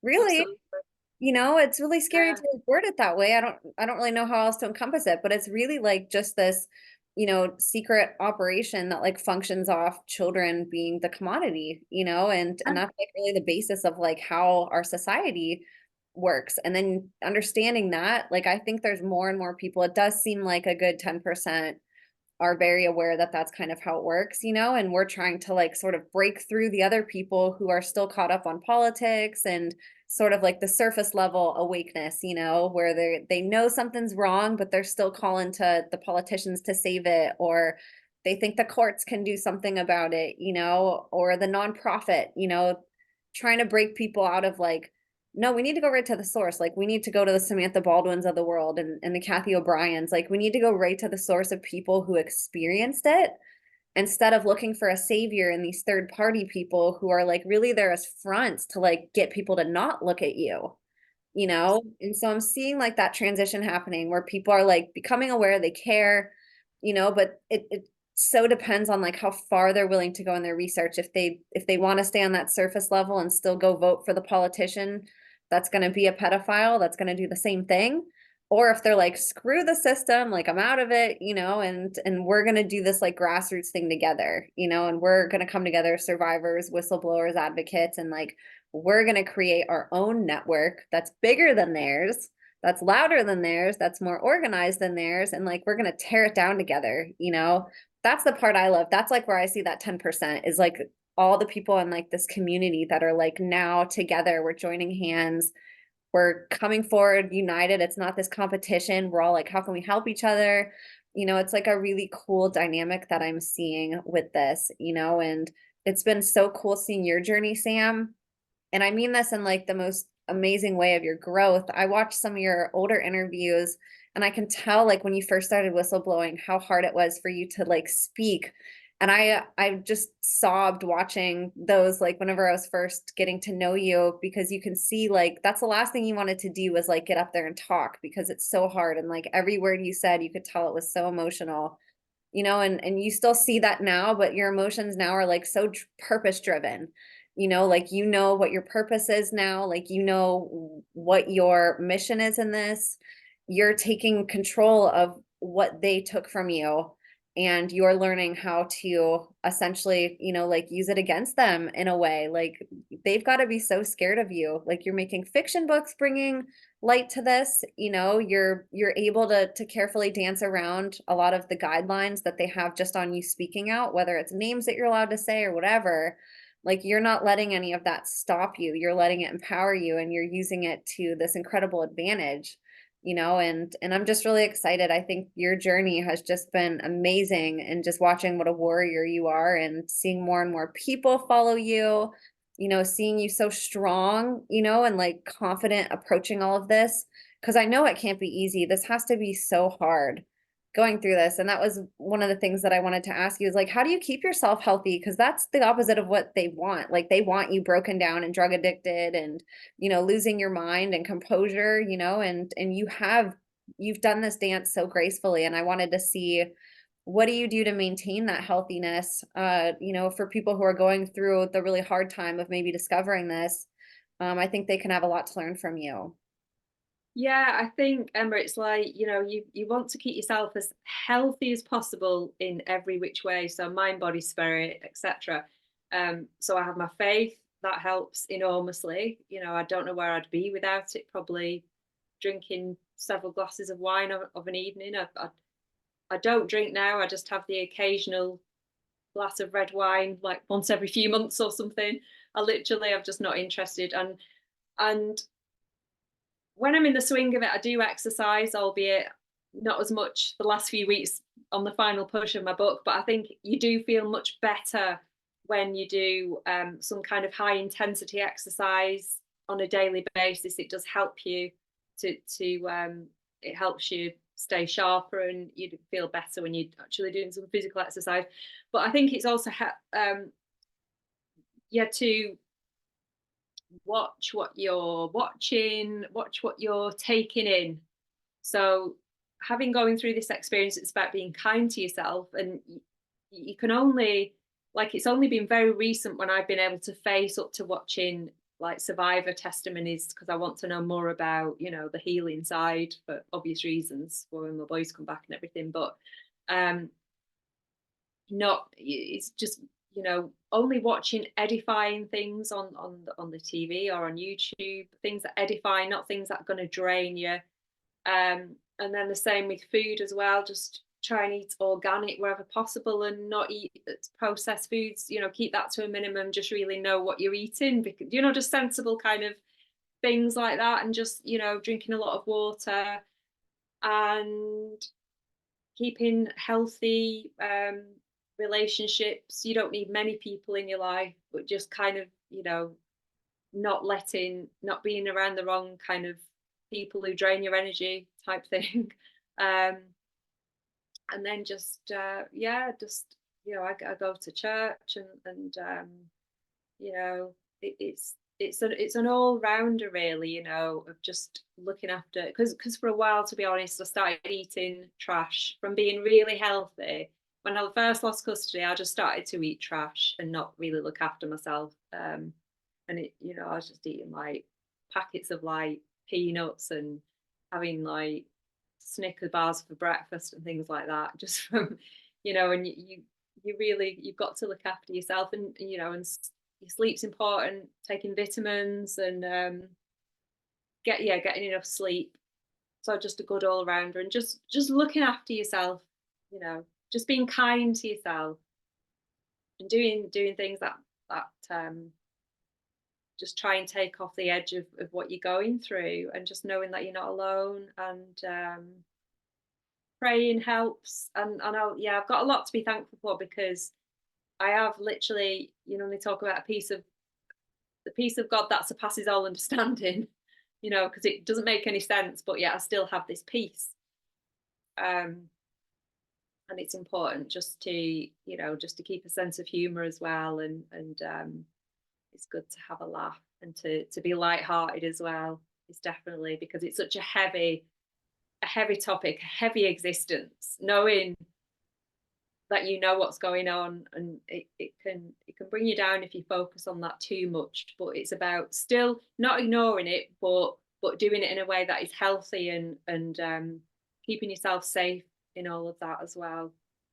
But of course, the victims, they need support. So, you know, it's like you've got this amazing strength to listen to, obviously, week in, week out, you're listening to very detailed accounts of what people have been through. But it's, you know, people like you who allow these people to have space in which to share all of this, and, you know, obviously a very safe platform to do so. And it's, you know, it's they've been through the most horrific things that none of us can even imagine, even though we hear it. No one, if they've not been through it, you can't imagine what on earth, the trauma and the horror. I can't imagine it. I cannot imagine it. So it's the least I can do to keep myself in a way that could, you know, that I am prepared to hear anything, you know, and just be strong. And it'd be easy to kind of spiral into, oh my goodness, I can't cope with this. This is just a reality that I can't deal with, you know, and just kind of sleep all day or something and just hide and just wait for it all to end. But yeah, no, it's about doing it in a healthy way, really. Not denying its existence, but doing it kind of in a safe way. And also such a selfless way. You know, I think about all the guests that have come on my show who both parents were, you know, co-active, both parents were perpetrators. And so when they finally like get free, there's nobody there that understands them. They don't have every family member, every connection. Everybody was complicit in their abuse, you know, and then the people that maybe weren't turn away from them because they're like, you're going crazy. Like, I knew you as this other person. All of a sudden you're coming out saying all this stuff. Like, I can't take it anymore, you know? And I love thinking about when your sons come out of this, they have a mother who's stable, who has spent every moment basically at that you've been away from them. Oh my gosh, I'm gonna cry. You spent every moment like researching maybe what they've gone through. You've taken on other people's testimonies. You have your own YouTube channel, which we'll talk about in a little bit, but like you listen and showcase people's testimonies too. And you're an advocate out there sharing other people's stuff and, you know, helping bring a community of people together, you know, and going and doing all these interviews, all this time that you've spent like going on other people's platforms, you know. And I think, gosh, these kids are so blessed that they in every single way are going to have this like amazing love and support to come out to once they're out of this, you know. And part of me really thinks that that's why like these children are such an anomaly being so young. You look at the Hampstead kids too and think, gosh, like the youngest survivor that I've really heard of that like came out and was talking about this around like 25 is like the youngest. And you think about like these little kids that like shouldn't have remembered this stuff. They shouldn't have been able to disclose this to you because that's just not how this works. Like they're supposed to compartmentalize it, you know, until like way later. And somehow some of these kids are able to withstand that and have the comprehension of what's happening enough to share. And I feel like that's because you showed them the love that they weren't receiving from, you know, other people in the family who were abusing them, you know, and these kids picked an amazing mother to have as their mom, you know. And I know it's such a hard thing for you to go through, Sam, and I don't want to like give purpose to suffering. I do in a way, like we do have to give purpose. I hate saying though that like stuff that like we're meant for suffering. Like, no, we're not. It's bull crap. Like nobody should have to suffer, you know, but the fact that you are and that you have, you know, overcome so many obstacles, everything they throw in front of you, you just bulldoze it down. You know, you get a restriction, you figure out a way around it, you know. And I just think, gosh, these kids, these children are going to come out of this and have such a strong network of people that love them right away, and they're going to heal fast, and they're going to just have this amazing mother that's out there, you know, paving a way for them too to have a voice and to be believed if and when they want to, you know, publicly disclose and join you on your mission to bring awareness to this. And you know, it's you're just an incredible mom, Sam, and I'm so sorry that you've been treated the way that you have. Like, and no, I hear these stories and it's like, how can anybody in this court system like sleep at night knowing that they see these two parents, like one is obviously abusive, one's not, and like you give the kids to the abuser, you know. It's just incomprehensible. But like God knows, we know Like there's so many people that know that you're telling the truth and believe you, and it's only a matter of time. Like you're helping rip this thing down. And I admire you for it. I admire everything that you do. I know that these people, like, they've got to just be, like I said, shaking in their boots, like seeing you healthy, seeing you not addicted to drugs, seeing you thriving, writing books, like doing interviews, and your kids are getting older and like they're watching, even if you might not know, like they're gonna have all of this stuff to look at, like you said, and to be like, oh my gosh, my mom literally did everything for me. Like she never stopped fighting for me. Like, maybe some of my friends' parents did, or like never fought for them or other survivors. Like you're out here just no matter what, you just keep going and you have not sacrificed 1 ounce of integrity. You have not lied once. You have not succumbed to the carrots dangling in front of you to see your kids where they want you to lie, to have these things that you didn't do on your record or on your reputation. Like you're standing so strong and setting the best example possible for them and for other parents and for kids, and I wanted to ask you because I know people are probably wondering, have you gotten to talk to your children at all? How long has it been? Like, what's the situation with that? And has there been, like, I guess, any advancements or anything next for you to maybe look forward to or to try? Well, we just get indirect um, videos, so they're not live.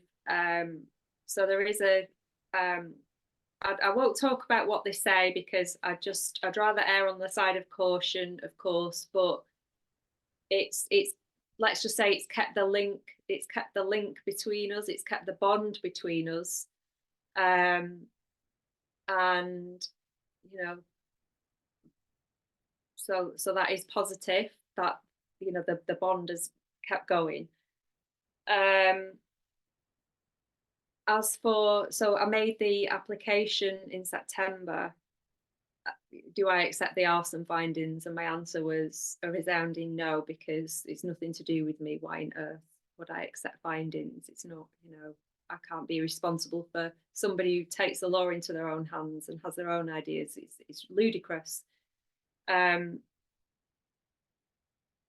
so clearly, in terms of the court and accepting the findings, even if I kept applying, there's no point really, because I'm not going to say anything different. Um,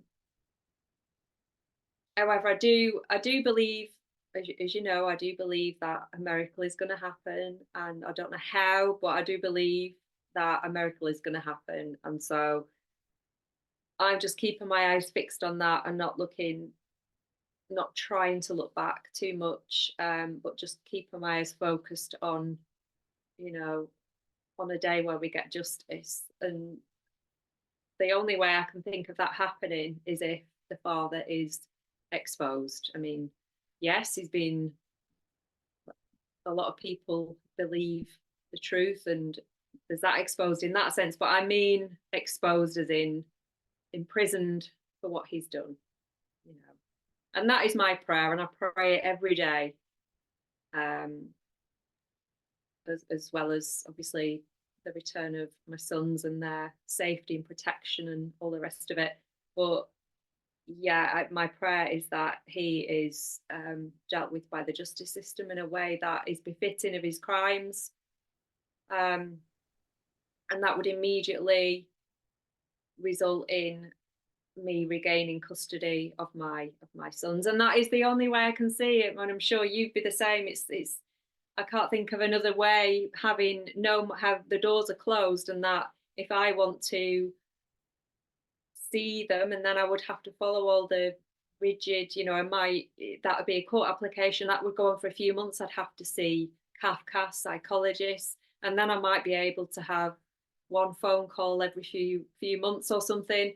So for me to lie and say yes, I accept the arson findings, no, of course I don't accept the arson findings. And so, if that's what I do believe, and if the boys are somehow watching this, I do believe that that justice is going to happen, and that everything will be okay. As I always used to say, everything will be okay, and that we just have to wait for God to move, and I don't know how it's going to happen, but I think something big is going to happen that nobody can kind of, we can't work out in our human minds how things, but it's out of my hands, to be honest. I'm just being obedient to what I need to do, which is exposing and writing the books and doing it in a safe way, and leave the rest to God, and just put my faith in Him completely, and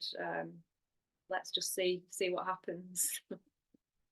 And what about you? Is there anything next on the horizon for you? I see you're doing more on your YouTube channel, so I want you to talk about anything that you're either starting up again.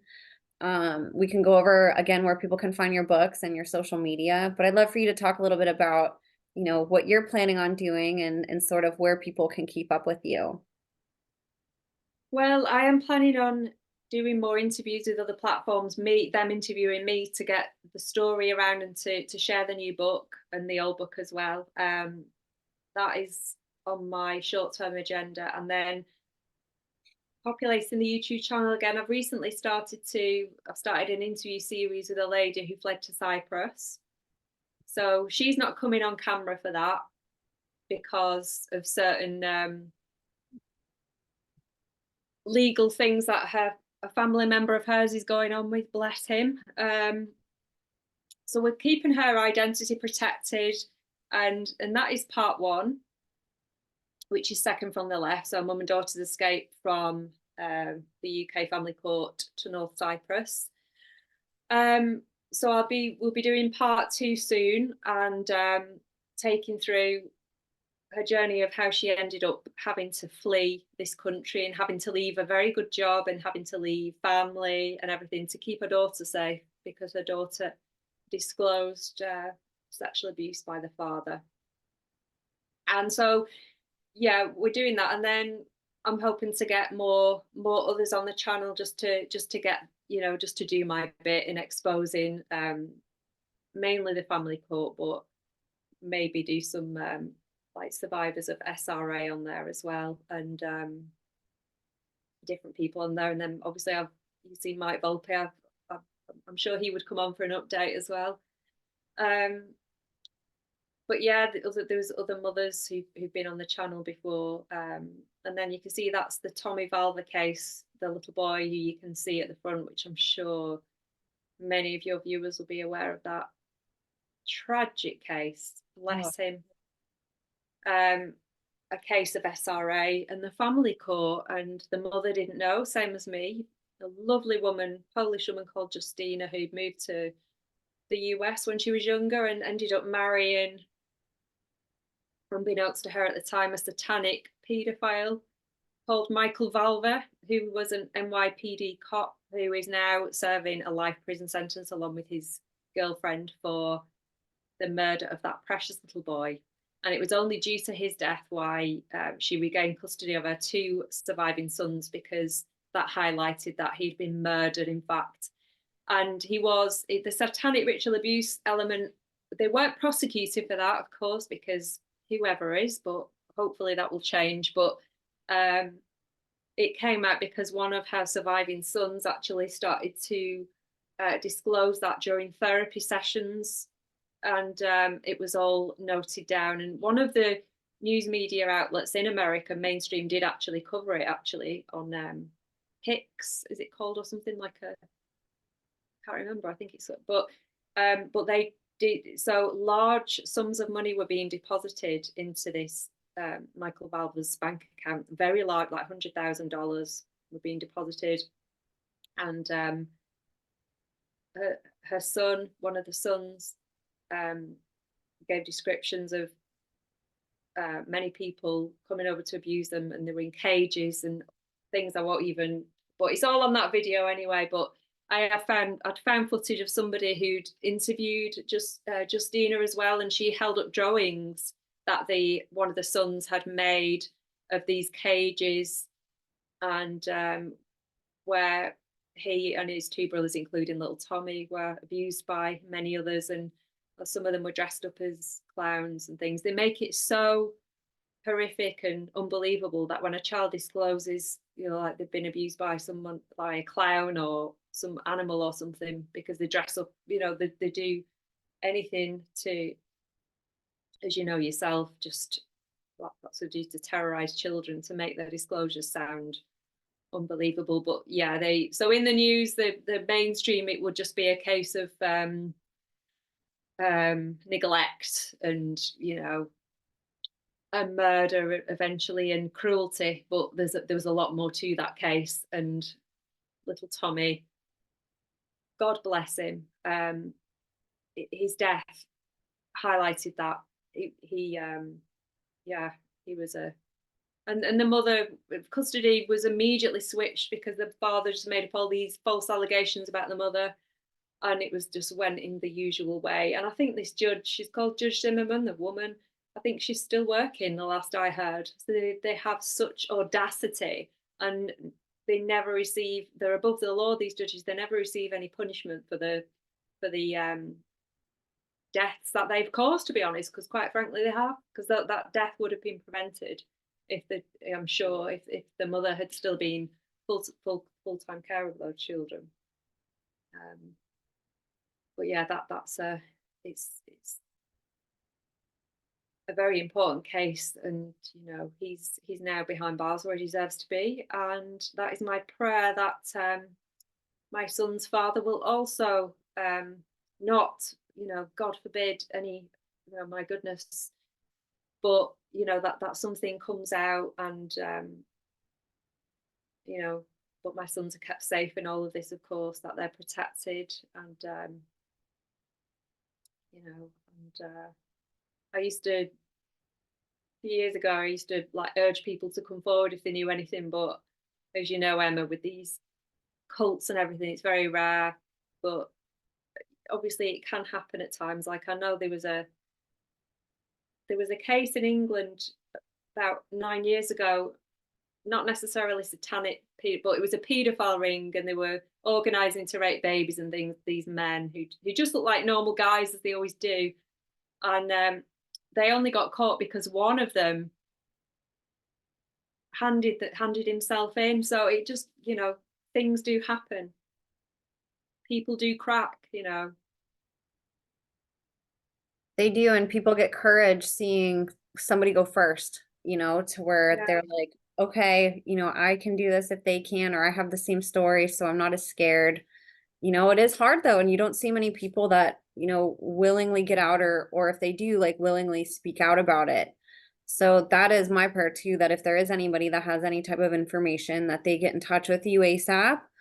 And I also, you know, I pray for every network. It's like, gosh, you look at the horrors that somebody goes through their whole life, and you just think like, how many people have died never knowing love, never knowing anything but pain and torture, and you know, just horror after horror and manipulation. And you know, and it's amazing that people do get out when you understand like the ways that they keep people in, and the deliberation and time and money that they spend keeping people in these systems, you know. But it is possible, and the more that we expose this, the quicker we wake people up to what they've gone through. And when we build these networks, it makes people feel safe to come out, you know, that they're not just going to be alone, that there's people that understand, that there's therapists, that there's other parents, that there's other survivors, that there's other whistleblowers, you know. Like these testimonies really do, they they corroborate together to create the big puzzle of what we're looking at, you know. And the more pieces that we can put together, the more chance we do have at getting justice, because like I said, there's way more of us than them. It's just they keep us so separated and alone, and they, you know, slap these restrictions on us through laws or through censorship. You know, they really don't want this stuff getting out, but the more of us that speak up, the bigger chance that we have. So I love, you know, that you encourage that, and that you shoulder your own story, and yet you spend so much of your time advocating and giving other people a voice, you know. And your whole channel is filled with advocates and survivors and parents that have similar information as you know. And I just appreciate all the time that you give to this, Sam. And I want you to go through like your other social media and stuff that you're on also, and let's remind people where they can get your book, and if there's anything you want to talk about your website. I'd love for people to know where else they can keep up with you. Sure. I mean, as you know, I'm only on the kind of mainstream platforms. I need to get with the times and, you know, get on the other platforms as well. Um, but yeah, I'm just on Facebook, Instagram, YouTube, and Twitter. That is my Facebook page. It's funny, on different views, I had to create that header with, like, on my laptop, it has the profile picture kind of obscuring some of the cover, so that's why it's set out like that in case anyone thinks it's a rubbish design. So yeah, that's page is doing quite nicely actually. I've got 7,000 followers on that, and it's a very engaged audience. The Facebook page. So yeah, that's just a place that I share. Sometimes it's just memes and things about the family court, just to keep it going, and also just bits about my story and anything that's similar to my case and the family court. And I just share. In the past, I used to do a lot of short videos, so I might kind of get into that again. And then, so yeah, you obviously on the Facebook you can write lengthier posts, although Twitter's now, I'm paying for the extra now on Twitter. So yeah, obviously I'm on Twitter as well. That's a faster moving platform. So again, I've got, yeah, followers are growing on there. Yeah, because for a while, a few years ago, my following was about the same. But then I don't know if you had it as well, Emma, but they were starting to take off chunks of followers. You just lose like a couple hundred overnight, and then chunks will come off, and any kind of, you weren't, nothing, things just stopped growing in about, I think, end of 2020. So I think they've stopped doing that now since Elon Musk has taken over. It's changed a bit, but yeah. So that's my Twitter, which is just Samalian. I think if it were not for Twitter, would we really know what's really going on in the world? I think we know so much from being on Twitter, don't we? It's such an eye opener. Yes, that has like accelerated everything being on Twitter. I'm so happy I joined there. And like there's a really good community on there too. It's been so easy to connect with like-minded people. Yeah, and it's amazing, like, you know, like, for example, just being able to connect with people who have massive platforms, like famous people who are speaking out, like, you know, like that boxer Ryan Garcia and people like that. We wouldn't have a clue on Facebook. We won't be able to kind of see what's going on like that on Facebook. So that is really good. What's this platform? Which one's this? Oh, that's Twitter. Twitter. So yeah, that's my Instagram. Um, yeah, probably, yeah. There's not a great deal of posts on there because everything's to do with photographs, isn't it? But yeah, I update my stories fairly often. Um, but yeah, it's good to be on different platforms because you get into slightly different audiences, but there's a lot of engagement on Instagram as well, actually. Um, And then your YouTube we went over, which is Samantha Baldwin LD at Samantha Baldwin LD. And I'll have all these in the show notes, you guys. I know it's hard to kind of keep up on the phone. But I honestly, there's not many. If you just type in like Samantha Baldwin Family Court, like you're gonna get a list of all of her stuff because there's not a lot of people talking out about this. yeah. So you have that platform, and then you have your own website, which is Yeah, that's samanthebaldwin.co.uk. And and then this, people can get your books directly off here. If they're in America, it might just be a little bit more expensive. It might take a little longer, but you can deliver all over the world for anybody that wants it off your website, correct? correct, yeah, yeah. Or if they can't afford it or want it quicker, they can get it off Amazon as well. But yeah, these available on the website. So both my books are on there, paperback, and then you can get the new ebook as well, Pretending Justice, from there. If you want the ebook of Everything's Going to Be Okay, that's just on Amazon. At the moment, so if you want to know more about my case, about my evidence, you can have a look at my website. I have the lie detector test on there, and more information on there, bit of background about the case. I've not written any blogs for a while now, having been busy with writing the books. But all the videos that I create on YouTube automatically go onto the website as well. Gosh, that's so wild that you actually have polygraph tests, and you're not the only one who has done this. I'm just always so shocked that this is just discarded too. They don't even take it into it's you know what they say actually? They say the court is the lie detector. That's their like go-to line. oh my gosh. Court's the Okay. lie All right. detector. Yes, we're the lie detectors. Oh, okay, Your Honor. Right. Yeah. Sorry Wow. about that.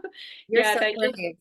they just kind of snigger and think it's just some ridiculous. Well, they wouldn't be able to operate the way they do, would they, if they had like legitimate polygraph testers there that were done under a controlled environment. Um, like Lie Detector UK, the guy there, he was extremely sorry, you know, as to what had happened to me when he saw our results and me and my mother's. He was extremely um, supportive because he knew the efficacy of the lie detector test that he does, and he said you've got the highest score that I've seen in months. It was like way up there, near 100%, and he was just like, yeah, it's terrible what's happened to you both. Well, me really, but yeah, and mum as well. Um, but yeah, the courts wouldn't be able to run, would they, if they allowed those in? I mean, that would assist partly because, but then I was thinking the other day, yeah, it's rare for those kind of evidence to come in that the children are being drugged, and that is rare, I've been told. So, say for example, if that wasn't there and it was a case that the children had disclosed abuse, but that so the evidence was that so one person is saying yes and one saying no, and there probably will be lots of evidence with the children because there always is as well, like their behavior and their testimonies, of course, and everything like that, and then maybe some other physical things as well.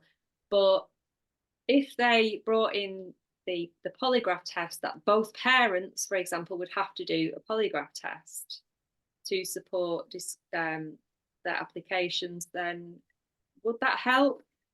But I was thinking about it the other day, but they could still say false belief system, couldn't they? Even if somebody passed a test. But what about the paedophile? They'd probably say, oh, he was nervous, the poor thing. That's why he failed. Just like they come up with they would come up with some excuse. But because I did release a couple of other 3 petitions, that being one, but then the others, I've changed my mind since then. One of them is jury, and I don't know whether necessarily that would assist because you get what's called groupthink, don't you, taking place within a jury, and then you get one person who's leading, and then that would affect everyone's decision.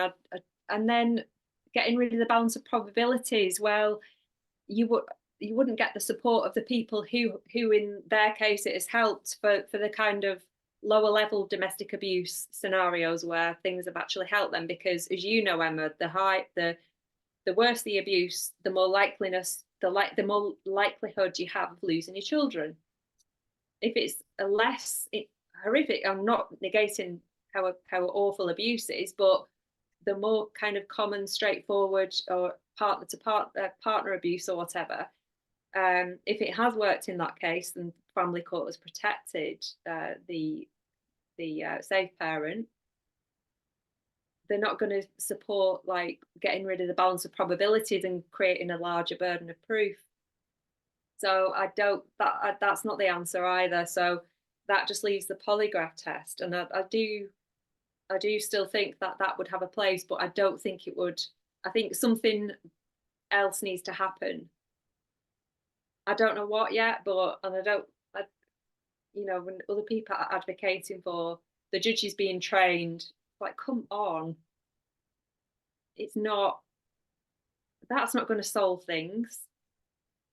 They've been to law school, shouldn't they have been trained? It's like they've done all this training. Of course, these they're just acting like these poor judges haven't got a clue what they're doing, and that they're under this illusion after all these decades of things happening, of justice being turned on its head.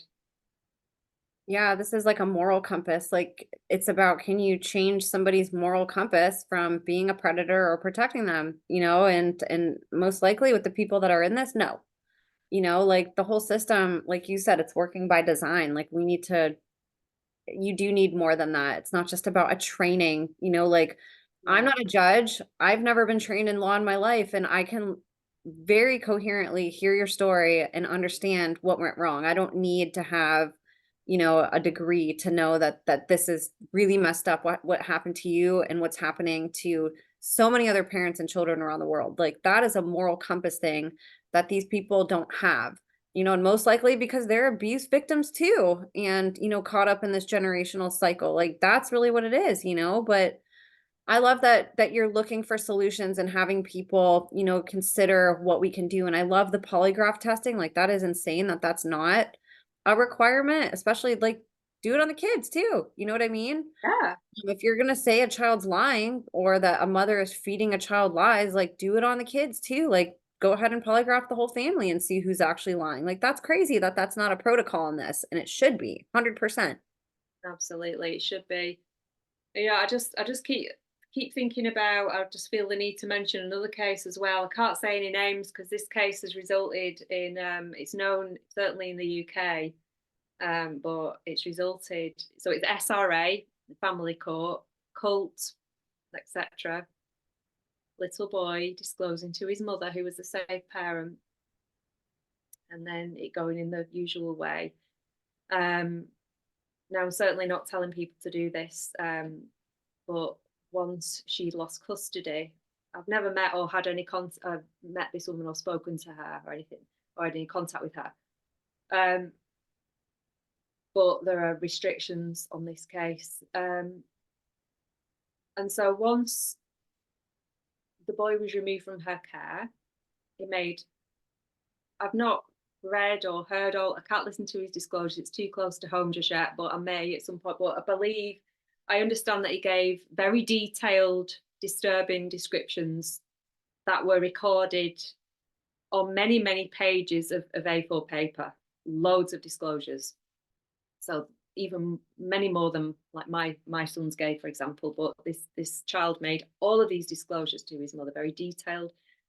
And of course, family court intervened, and custody was removed, and then the boy was placed into temporary foster care, as they usually do, and then um, I think he's probably with his father now. But anyway, um, this lady and some other people actually, for want of a better word, but for the word that the police and the courts are using, kidnapped. But I don't agree with that word for the sake of the mother. I'm not condoning the actions, um, but they seized the little boy from foster care, and they were like en route driving down the motorway. They were um, found by the police, and um, they're in prison now, and there's a few people, and they were. It's extremely tragic.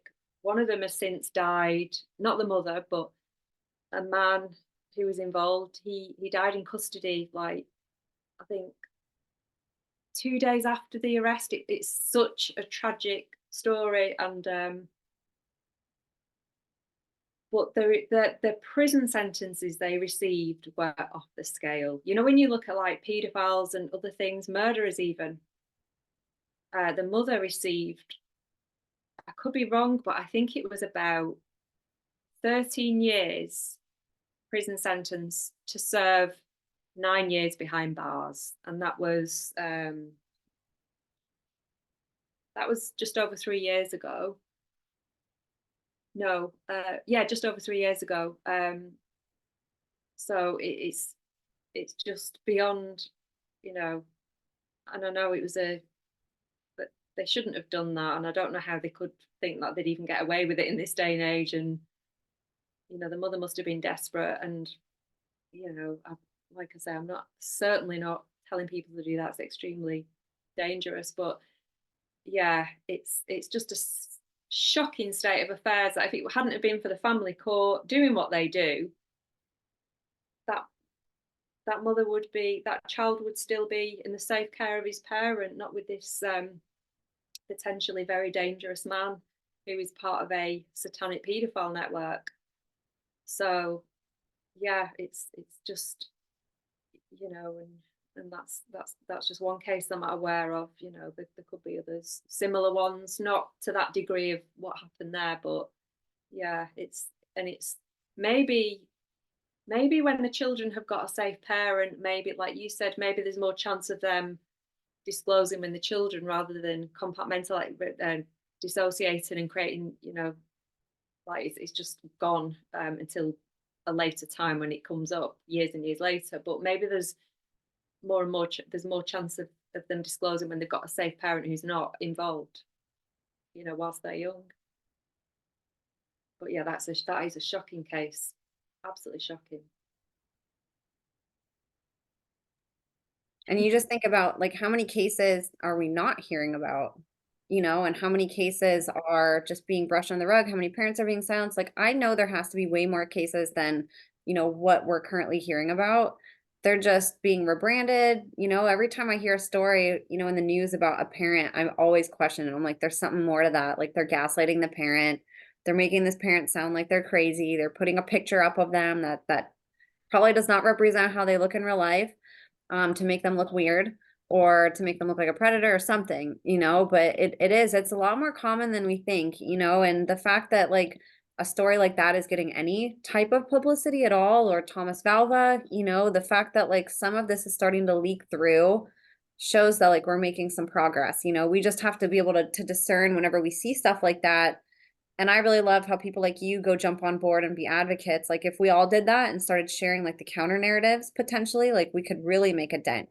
So whether it's somebody else that's saying, "Oh, me too," like I was involved with this and I can speak on behalf of it and testify that like what they're saying is true. Or if it's, people becoming an army for survivors, for whistleblowers, and for these kids that are still enslaved, like that's really what we have to get back to as a society. We've lost touch with that. Like we don't value parenthood, we don't value kids. It's like all about like hustling and being single and not being married and like all these other things that they try to make us value, consumerism. But slowly, like you said, like that 10% is starting to get back to like, wait, why aren't we sticking up for kids? Like that should be number one, So like we're starting to do it. I'm starting to see some of this stuff like leak through more, and like I said, Sam, I can't thank you enough for helping pioneer that, and for giving parents everywhere that a lot of them don't have a voice, or they don't even know where to start. They don't know that they need to have a voice yet, and you're championing all of them, and you're encouraging people to come forward. You're creating creative ways and outlets for people to learn about this, whether it's fiction novels, whether it's your YouTube channel where you're interviewing people, whether it's your own public disclosure. I just want to thank you on behalf of the community for your tireless work. You've never given up. You've never succumbed to compromising in any type of way, your integrity, who you are. You've just kept on this very straight and narrow path. You have your eyes set on the goal. You know the state that you need to be in to be a good parent when these children finally do come back to you, because we all know they're going to. It's just when. It's not if, it's when. Time has to catch up. It's already happened. Time just hasn't caught up yet, and I know we all look forward to that third book being a book about you being reunited with your children, Yeah. and being able to create hopefully not a fiction book, around this, and being able to tell your actual story, and being able to share these really good things, So I just want to thank you, Sam, and I appreciate you coming on here and spending time with me.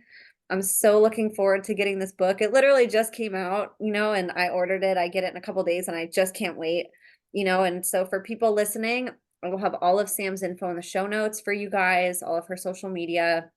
Go buy her book, please. It's awesome. Her first book is just incredible. The fact that she's doing this for us, like we should all be really grateful. There's not really anybody writing about this stuff. So I just want to thank you, Sam, and give you the opportunity, if there's anything that we didn't cover today that you wanted to share, to be able to do that before we wrap up. No, I think we've covered everything, Emma, and it's been a pleasure coming on. And yeah, it's just to say thank you for those who obviously watched my story, like with the last interview with you, and for people who have already bought my book, including you, Emma. Thank you very much, and thanking people in advance for buying the book. It's it's an extremely important, even if I do say myself, but I know it's not like it's not me. I'm not trying to sell something that I've to promote myself. It's not about that. I'm doing this for my sons, because I'm absolutely disgusted in the way the family court has treated them. I'm absolutely disgusted the way they treat children worldwide, and it's this kind of thing that highlights the system, and how it happens to normal parents, and that's what people really need to understand: normal caring parents, and that this is a twisted system. And it's I wish that people would just wake up as well, and those who are in relationships with these Satanists who haven't a clue what's going on. Like I've been, I'm not judging, because I've been one of them for years and years and years. So I'm not judging anyone who's been deceived. That's the thing about deception. You don't know until you've woken up from it. You don't know you're being deceived. Of course, you think everything's normal and that you know what's going on, but I do hope that people will wake up, and it's not easy to wake up to the reality of things, but I really hope people just wake up with the truth. And yeah, thank you in advance for sharing the book and reading it, and watching these interviews, and thank you very much for having me on again, Emma. It's been a pleasure. It's an honor. I love time with you. I can't wait until it's under different circumstances where we can talk about really happy things every time. But in the meantime, I love time with you. I love, getting this opportunity to share and to drive people to go grab your book and to keep up with you on social media. You're such a voice for SRA, for mind control, family court. I mean, the story that you have, just like the Hampstead case, that really encompasses so much of what's wrong with the world, and it exposes so many pieces to the system, So just thank you for your work, Sam, and for coming on. And like I said, everybody, please go purchase her books. Go support her, lift her up. It's awesome to see your follower count going up. That's one also like super easy free way that we can support survivors, whistleblowers. It's just beefing up their follower count. Like, go follow them, let the enemy know that we have eyes on them, that we see, that we support. Those numbers, they show an army. And the more that we can do that, the more that we come and stand against the enemy, and the more that they see that there's way less of them, and that we're beating them at their own game. So I hope that you guys go and purchase her books. If you guys haven't read the first one, do it. It's a hard read, but at the same time, it's very educational, to where you can get some insight as to what these parents go through, and especially these children. We sometimes have to be exposed to it to have it sort of touch our heart. So if you already have been touched by Sam's story and some of these other parents, you can get, a fictional story standpoint with Sam's books that she's providing us. And it's a great gift to give people too, if you have friends that are waking up or going through it. It's a really nice way, a kind of a gentle nudge of a way that somebody can learn about this without maybe necessarily hearing it directly from the source, So I encourage you all to please go support Sam on her endeavors. Purchase from her website if you can, but I'll have the Amazon links below if you want it right away, like I did. And if you guys want to accelerate that, or if just for whatever reason you guys can't order from an international address. So I'll have all that in the show notes, you guys. I really appreciate you guys listening, for supporting. I'll have all my show notes down in the show notes as well, or excuse me, all my social media links in the show notes as well as Sam. So connect with us on all platforms. We never know where we're going to be or not be, depending on censorship. So just try to connect with us as much as you can, you guys. We love you so much. Thank you for listening. God bless you, and we'll see you next time.